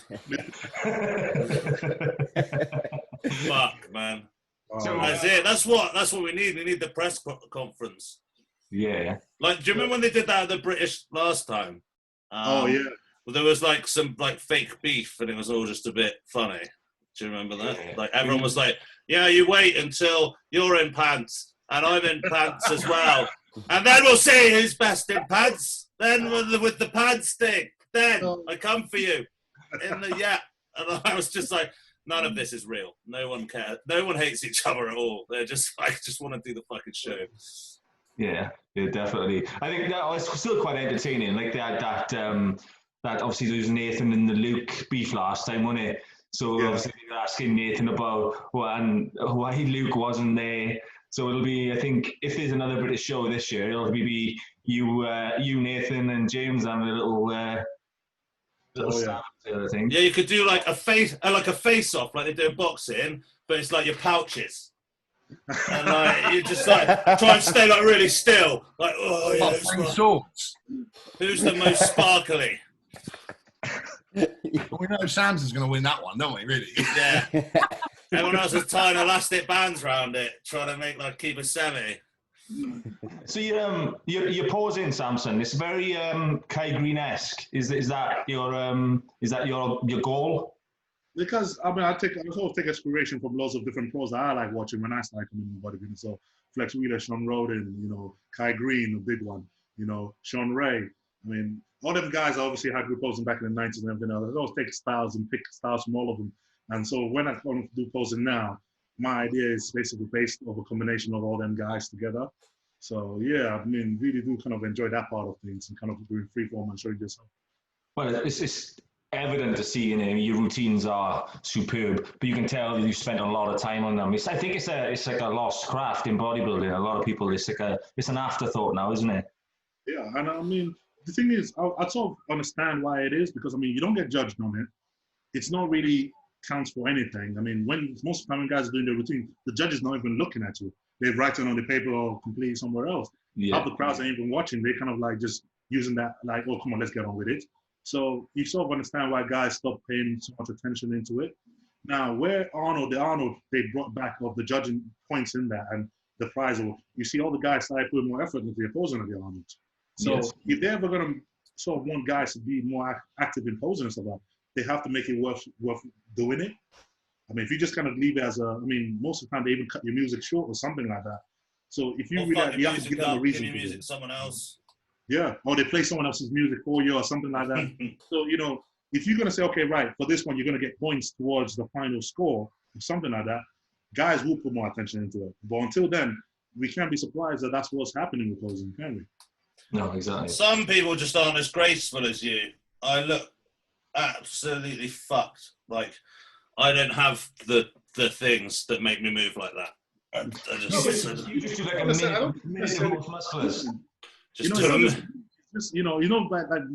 guys, they'll tell you that they don't even practice a routine. They just walk up on the stage and just put a music on and say, okay, cool, I'll do. And then they just walk up and down the stage and do most musculars, That's me. You just know, but full well, if they said, oh, this is counting for this much points. Of course. You would do, even though you won't be the most graceful poser or the most ambitious, you would put a little bit more effort into, okay, I can put something together at least. Yeah. I always put a routine, together and think about the music as well, because I'm a music teacher and stuff like that. But being able to move and go to the ground like you do and like fluid is like I look like a fucking dad dancing at a wedding.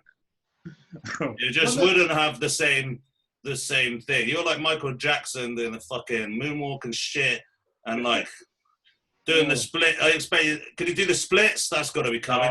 I'm you just jump up and then straight on the scrotum like that. I'm waiting for that. That's coming next year. Samson splits. Easy. Easy. I just think because obviously where the era I've kind of watched bodybuilding, where I kind of went back and looked at all the eras, the one that kind of did me the most was obviously in the 90s. And when we saw Flex Wheeler for the first time and Sean Ray and them guys, and it's almost like I just love to watch them pose. So I'm like, okay, if I'm going to represent something like that, I got to put more in that part of the craft and everything. So that's just basically what kind of worked out for me. Yeah, definitely. I think it's something that's lost in bodybuilding though, because like you said, I think if they can put a bit more emphasis on it now, it'll make it something people will actually need to start considering. I mean, I'm a nightmare. When I first started, I loved posing. It's gotten to that point, like you said, now because it's not judged. I probably throw it together the night before now, Yeah. And the thing is, you can't blame the athletes for that. I know people saying, oh, the athletes can't be bothered, they can't be this. I mean, it's hard enough, obviously, when you diet and do everything for a show. And yes, obviously, you are a pro and you have to kind of put effort in that side. But when you kind of weigh up the pros and cons of, okay, I can put all this time into kind of practice my posing. I'm not going to get judged. It's not going to count for anything. I'm not going to make any money from it. I'm not going to do anything from it, but just get applause from the crowd like, yeah, good job. You got to think to yourself, well, do I really need to bother? I do think as well, some of the shows I've seen, like like the Bonac show as well. Like the music was like, I've seen a couple of guys backstage, and like I could tell that they were the guys that are going to move, and that was something they were really looking forward to do. And they just played the wrong music for them stuff. I felt gutted for them because you could tell they'd done all the legwork. They wanted to present in that way. They were that style of bodybuilder, and they just didn't have the opportunity to do that. I think they played my music 3 times for just like everyone as well. So that's good music. We should play it for everyone and stuff. And so you can't blame us. So what's the fucking point? On the topic of pausing, so do you have a set number you suggest people the amount of time that they pause every day before a show, or what? I say basically, for me, I just say as soon as you start your prep, I mean, not just because of the idea of a routine, but just the point of holding your poses and getting conditioned for posing, you start posing after training, especially after training where you're tired, you're sore, because we know fully on stage, that's what it's like when you're on stage. You're sweating, you're tired, you're sore, but yet you still got to hit a pose and hold it. And then hit another pose and hold it. And if you, God forbid, you do 4 call-outs, by the end of it, you're on the floor, So it's one of those things where I just said, start practicing posing as soon as you start prepping. It was when you did the pose down with Nathan, it felt like that lasted forever. Forever. I was exhausted because once we were practicing coming into the show, and there was the first time I was coming a lot heavier than I've ever done. And even, I think it was 2 days before the show, we were practicing posing, and I told my missus, you know what, if they do more than 2 call-outs, I won't make it. And we can look. I was like, look, I'm telling you now, it feels hard to hold poses in there. So when we then come on stage, okay, we did the group call out, like great, cool. And then they called me and Nathan out, and they was like, great. I was like, okay, thanks guys. I'm thinking, yes, I'm good. And then they called 3 of us out, and I'm thinking, all right, me, Nathan, and James. And at that point, I'm sweating. I'm literally just falling to pieces. I'm thinking, I'm out of breath. I'm like, I can't make this on. And then they did the final call out with Zach Khan. And I'm like, man, are you guys kidding me? And then they say, oh, pose down. I'm like, man, stop this. I just wanted to walk off the stage at that point. I'm like, nah, this is just way too much. It is important. It is important, and it is fucking hard. People don't realize, if you're just starting out and stuff, if you've never posed, like holding the shots and stuff, and like, do you know what I mean? Because you're going to be remembered for when you wavered, for when you dropped. When you dropped that fucking chest, when you didn't make it up. And I've fucking dropped some poses that have cost me that shot. Boom, it's done. You don't get another fucking chance for that. I remember at the Universe as well, when it got to like, by the time I got to the pro show, I've been there like 11 hours. Like, I was just, cool, do another round and stuff. And it's like, oh man. And then he saw me when it was the pro show. I was like, I don't want to do any of this. That's the thing. Do you know, you, Samson and Ryan will be in the same boat as me. I've always been class 1 or super heavies. Yeah. And you're always the last person on stage. You register the same time as everyone else, and then you spend all day. So all these men's physique fairies who don't really have anything to get right on the day get to get on stage straight away, and we have to spend all day back and forth to the fucking toilets checking if we spilled. Yep. And it's horrible. The worst of both worlds here. I did the juniors and the class 1 at the same time. Well, yeah, that's all. I mean, I think they sort of realizing that they changed that a little bit now. But I think, come on, you should have the bodybuilders up first. Get them in and get them done, because they're the ones that obviously have to hold on to that condition and try not to spill and everything else. I mean, as much as we talk about, okay, men's physique, there are guys that shred and everything else, but they don't have to endure as much as the bodybuilders have to in a day. There's no way you can get away from that, So get them guys on, get them done, and then okay, cool. Then I've done shows where I've woke up in the morning crisp, and sort of through the day, the day's taken longest. The plan for the day is kind of had to stretch out. Always. Yeah, and then you're second guessing yourself. So should I have a little bit more? Should I have a little bit less? And then by the time because it's stretched out for so long and I've been dehydrated for longer, I haven't taken on enough fluid. I get on stage flat as fuck. And I look dreadful.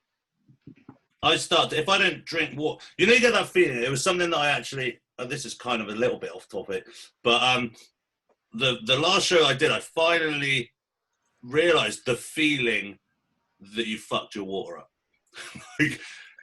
I started like burning. You start like burning, and you're thinking, oh fuck, and then you start sweating. Now your head's like saying, oh no, I'm sweating, I should drink less. Now a guy who was with me called Carol, he was like, I can see you're burning. And I was like, oh, I'm burning. And he was like, you need to drink now. And I was like, drink now, but I'm sweating. And he was like, trust me, drink now. And it was just like it was like being able to identify. I mean, I've been competing 10 years, not, you know, varying successes, but that feeling, because you can watch it fucking fade at the universe. Like, I woke up and I was like, cool. And then I went to the toilets and showed Anthony. He was like, that's fucking serious. And then I just started sweating. And I was like, oh, I'm not sweating. I'm going to drink no water because I'm sweating. So obviously still hydrated.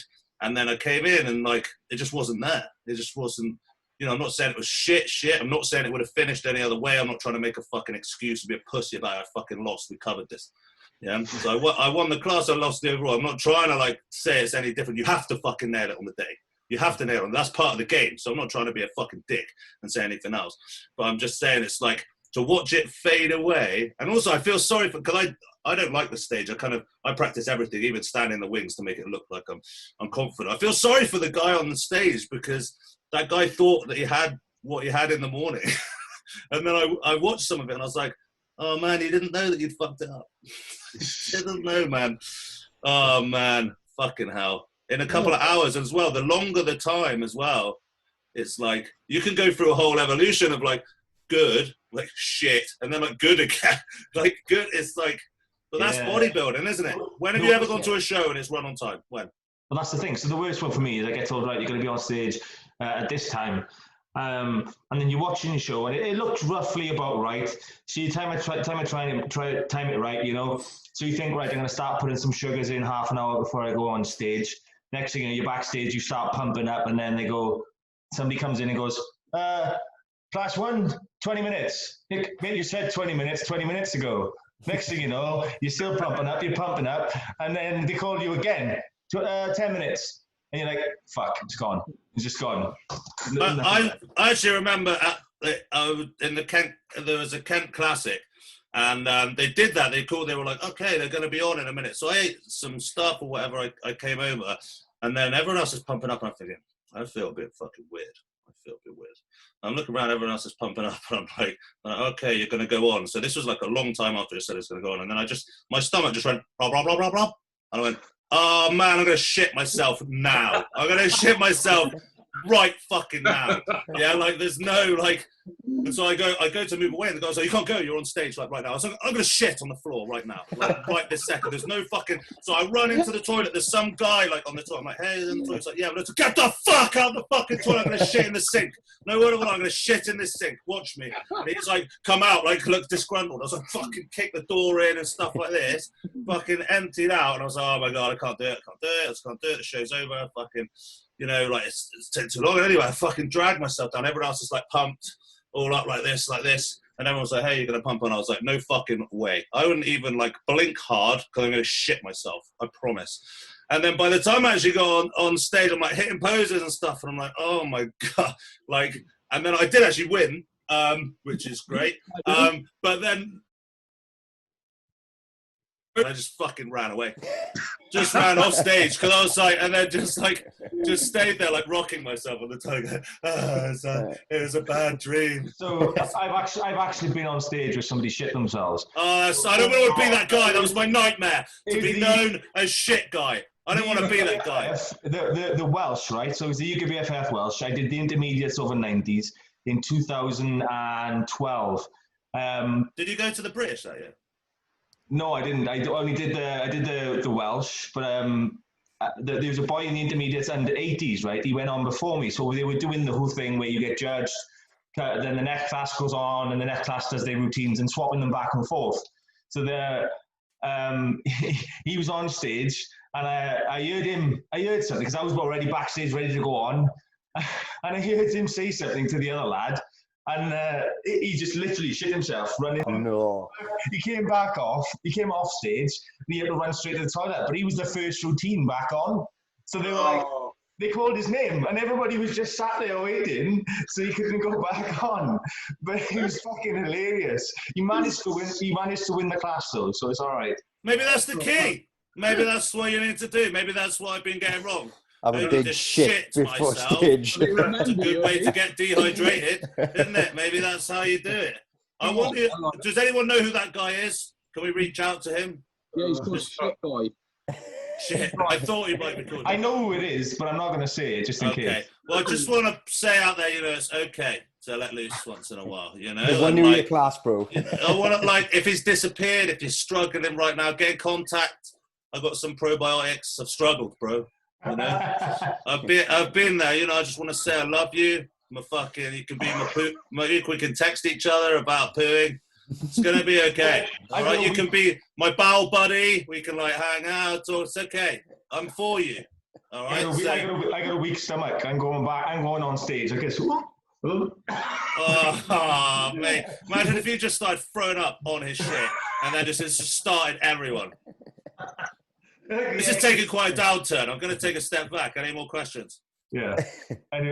Jack, any of your 1 million followers asked the question? Oh, funny enough, we got onto one of the questions I got asked, and it was to do with Samson, your relationship with your partner, how it sort of worked. But you talked a lot about that with your training and nutrition stuff. So that was a waste of time. Thanks. Anything else? I got one. When you guys compete, how do you feel on the day of the show? What's your mindset like? Because obviously, I know different athletes, we all got different mindsets. Some of us obviously stress. Some of them can chill quite downtime. Some of us question everything, So how do you guys deal with it?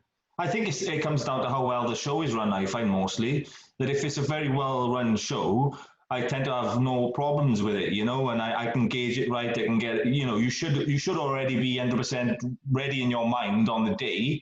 And if the show runs smoothly, then things go well. But then, like we just talked about just now, I find that if things are delayed or things are not running well, or there's you don't really know where you're meant to be, where you're meant to pump up, all those things, and then I start to stress and overthink it. That's generally how it works for me. I mean, we know that most of the time shows always run over. Do you then actually plan for that in terms of meals or water intake or anything, or do you just kind of just stick to what you've got your plans? I'm 28 shows deep, brother, and I still haven't cracked it. Mm-hmm. Yeah, I mean, my mentality is that I rehearse everything. I play it in my mind so that I can autopilot on the day. So I just do what I'm told. If it doesn't work, then it doesn't work. I try and eat really light on the day because otherwise it stresses me out trying to time it right. So I just eat I could eat a little something. I just eat a little something. I usually look better flat, so I need to be big enough to afford to be a little touch flatter. And then I autopilot. But I practice standing in the wings. I practice how I'm going to walk out just for the call-outs because I'm not confident on stage. And people that have said, oh, you look really confident, it's all bollocks. I know that this is kind of I shouldn't really say this, but I'll practice having an itch on my leg, or to brush it off, to make it look like I'm doing stuff on the side to draw attention to me that isn't real. Maybe that's a thing, but otherwise I just feel really weird and awkward. So I try and plan all of the stuff. I remember Johnny the Welsh was the last one we did together. Where let's not talk about that. No, I mean I wasn't allowed to win. Yeah, but I'm glad you weren't, because it was the one year that I coming off, and you came in fucking massive and shredded. So but they told me to fuck off anyway. So yeah, but you got your invite, and then you won the British. So fuck them. Well, there is that. But I wanted the sword, man, and Neil Andrews won his 98th Welsh title again. You just smashed him. You just smashed Neil Andrews. I kind of wanted the sword. It looked cool. I could if there was an apocalypse, I could use it. I had some uses. I had some plans for that sword. But Dan, I placed higher than you in that show, so see, exactly. So people said, oh, you come to that show, you look really confident. Nah, I was shitting myself. And that was the first year that I was okay, I'm going to try and do some actual fucking complete nabber, basically. I'm going to try, and then hopefully get to where I am now, which is off the end of the universe, having fucked it up a little bit. Then went, well, fuck it, why don't I try and get an IFBB pro card if I can nail it. I nailed it. I wasn't good enough. That's a fact. I wasn't a million, but then now it's there's a one goal. But for me, the day is all rehearsed. It's because it's bullshit. Because I'm not presenting me. I love training. And I love doing the hard stuff, and I love blood and guts, and I I rather train in the rain outside than in the sun. I'm like a dark person in that way. And so to present it all in some, like, I always get like the sparkliest pants through irony, basically. And so like to do that and stuff, it's just so not me. It's so not me. But I rehearse it, and some people say I'm not, you know, which is why I'll never be like Samson of this majestic falcon. Mind you, I'm exactly in the same boat though, because everything I do on stage is I rehearse it way before I actually get on doing it. Because the same likewise sort of thing, you know that you can sort of flip your mind when you get on stage and you do what you have to do and stuff like that. But in terms of, okay, how are you going to walk on for the first, when you first walk out? How are you going to pose? How are you going to do it? What are you going to do if this happens or that happens? You have to kind of have a plan in mind, I think, to kind of really follow it off, you know. Are you going to be able to listen when they call the next pose or when they call your name and they tell you to switch places? How are you going to take it when things don't seem to be going your way? I mean, how do you look confident when all of a sudden you're not in the first call out? Yeah. How do you come back from that? How do you kind of not make the whole world see how fucked and disappointed you are that you didn't get the result you are? You got to play, obviously, Yeah. Fuck you very much, guys. Fuck you. Fuck you. Fuck you. I'm your ass. Fuck you. Yes. Yeah. I think all that is. I think it's the same way like you. All that is kind of you rehearse it in your head over and over again. You know that whole moment on stage, how it's going to work, and you just kind of just play a role when you're there, isn't it? Well, you do it better than me. That's for sure. Well, we already know what you two are going to look like on the dance floor, don't we? You know, so it's yeah, I'm going to be dad bod. Like I'm the one who's drunk too much cheap beer, and like I'm just like going, hey, look, Alice, I can twerk, fucking hey. And then you got Michael Jackson. And then Michael Jackson's just going, just fucking sliding around, all that shit. Yeah. Love it. Right, and you quiet, pal. I don't know really what to say. On the day, how do you deal with the day? Well, I had something to say about 20 minutes ago, and I couldn't butt in. So I was just talking about. I remember being backstage and when you're talking about shitting. And I don't know if it's just me, but like after I have a poo, I need to like stand still for a minute, otherwise my body doesn't work properly. I remember I was having a shit. I can't remember what show it was. I was literally just about to go on stage. I remember I just finished pooing, literally just wiped. They're like, yeah, we're on stage now. And I'm like, fucking shit. I'm just on stage like, oh, I really can't be doing this right now. I just need to sort this out. I don't know if I need to wait for my arsehole to tighten up or something. Or you need to turn it off. I don't know. Every time I finish pooing, I just stand up and I'm like... the biggest issue with pooing on show day is your tan. It's the splash. Yeah. The tan. No, it's the fact that 900 other people have done the same, and you're wondering if you can lay one on top. It's like you're looking at it going, that's not flushed for the last 7 shits. And I'm just wondering whether I can I finish this ice cream off? Like, come on, every time you've gone to a venue, I can't remember what venue I did, but I went to ages ago, but they actually blocked the whole venue.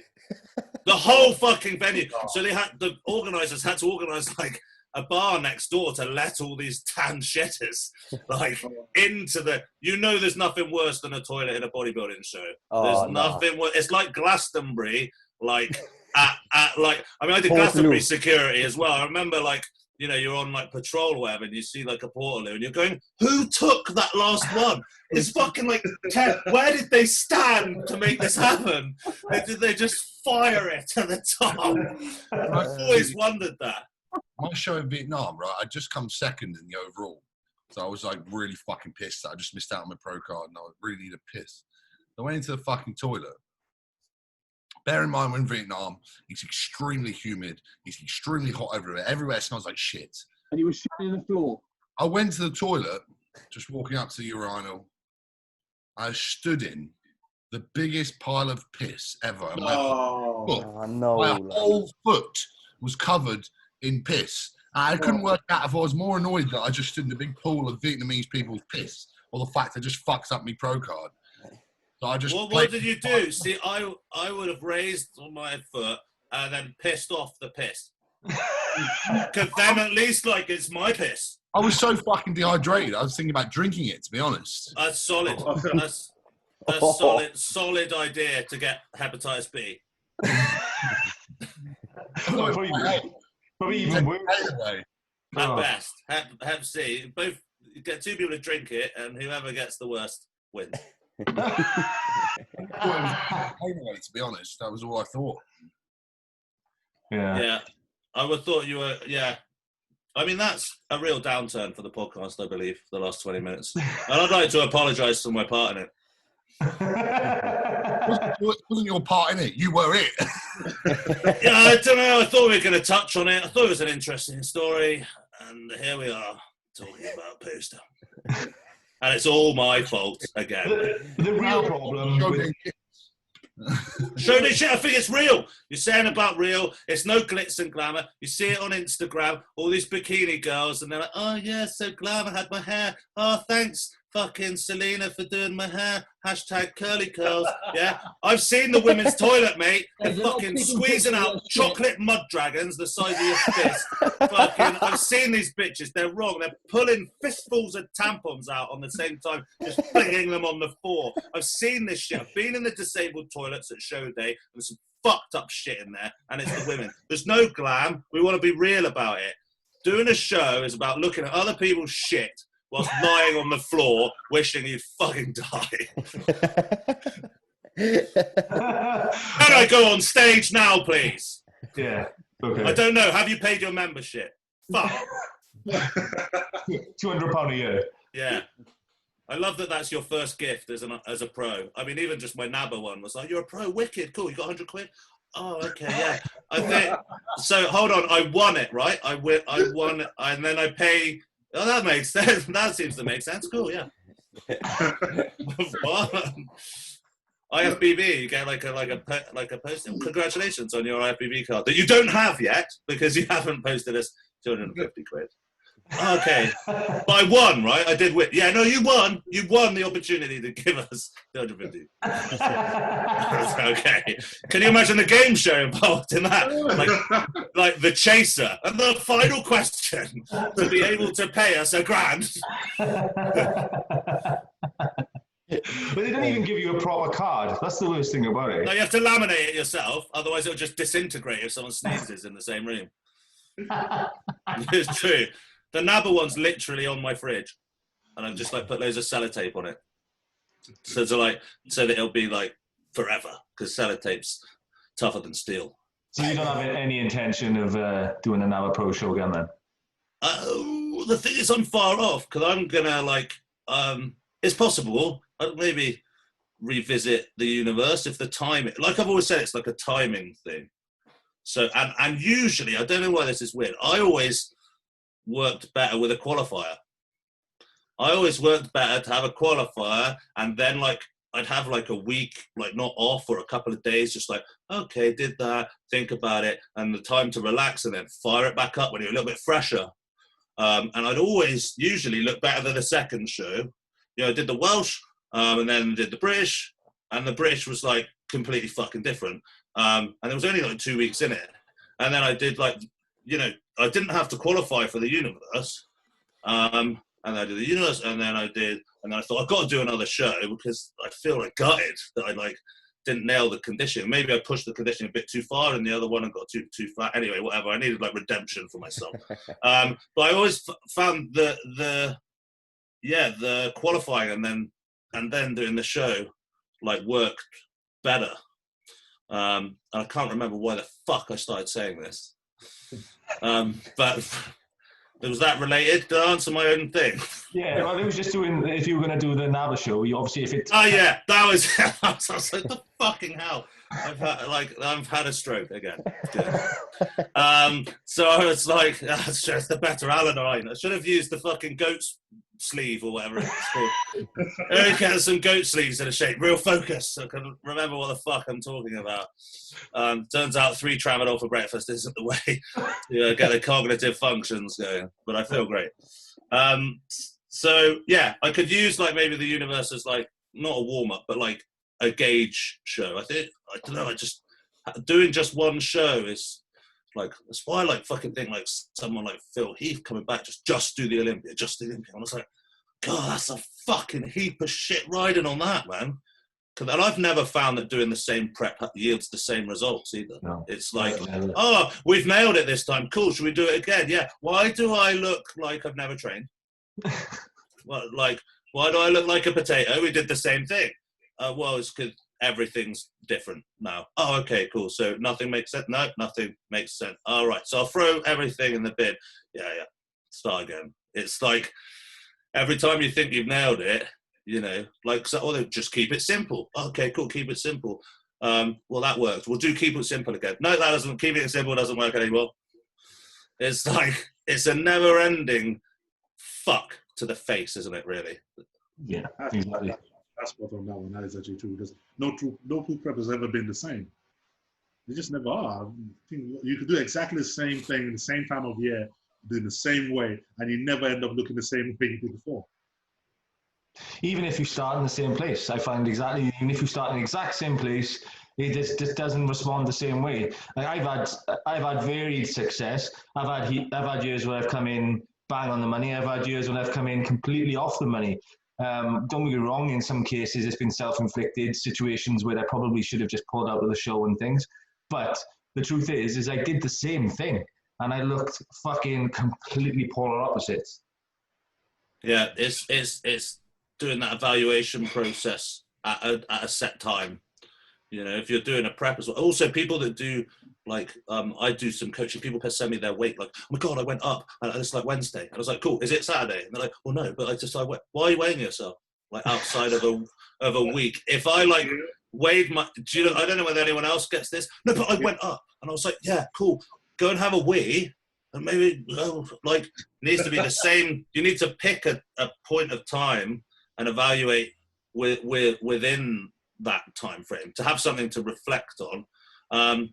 You know, and you have to just work on that, and you'll find that the path that you end up going down is like fucking surreal. I remember when I was like doing the prep for last year, which was probably my biggest. I was probably at my biggest if I wasn't even like I can't remember what I was on. I was coming down from like 300-ish or something. And anyway, like I yeah, I was like, well, how do I do? And Anth just went, hey, like, let's just train like less. And I was like, that's fucking mental. How am I going to do that? I love training. And he was like, do you like training more than winning? And I was like, maybe I do. I don't know. And then he said that Dorian said that. And I was like, oh, Dorian said it. Oh, yeah, cool. Yeah. Oh, yeah.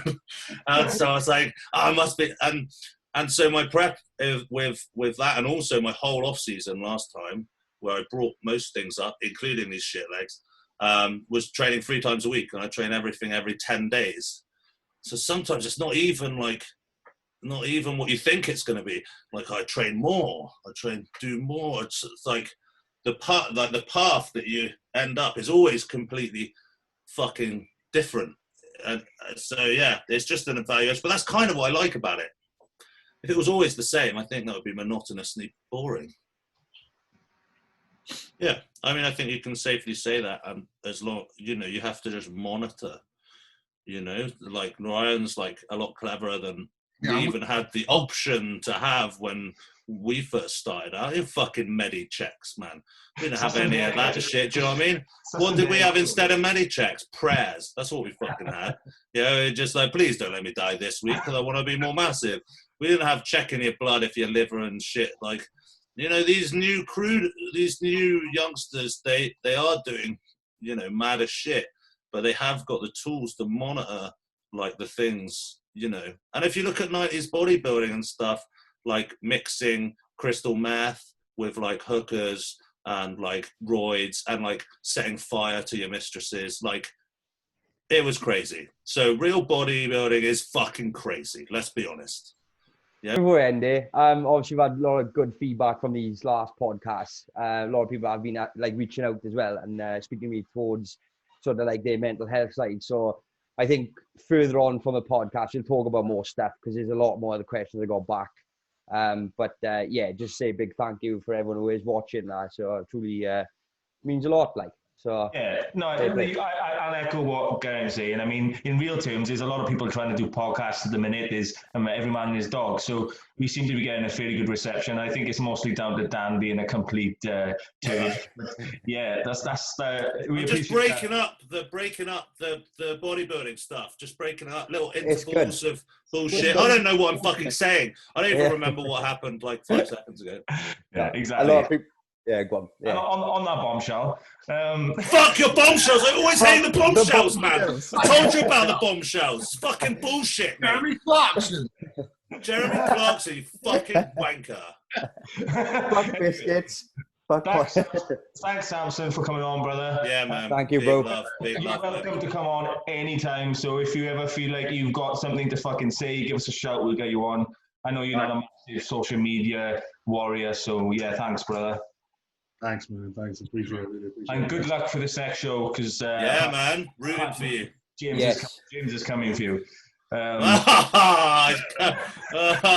shit! Oh yeah. Oh mate, I do man, I'm watching out. Don't worry. Indeed, he's gonna be doing it. All right, big love. Peace out.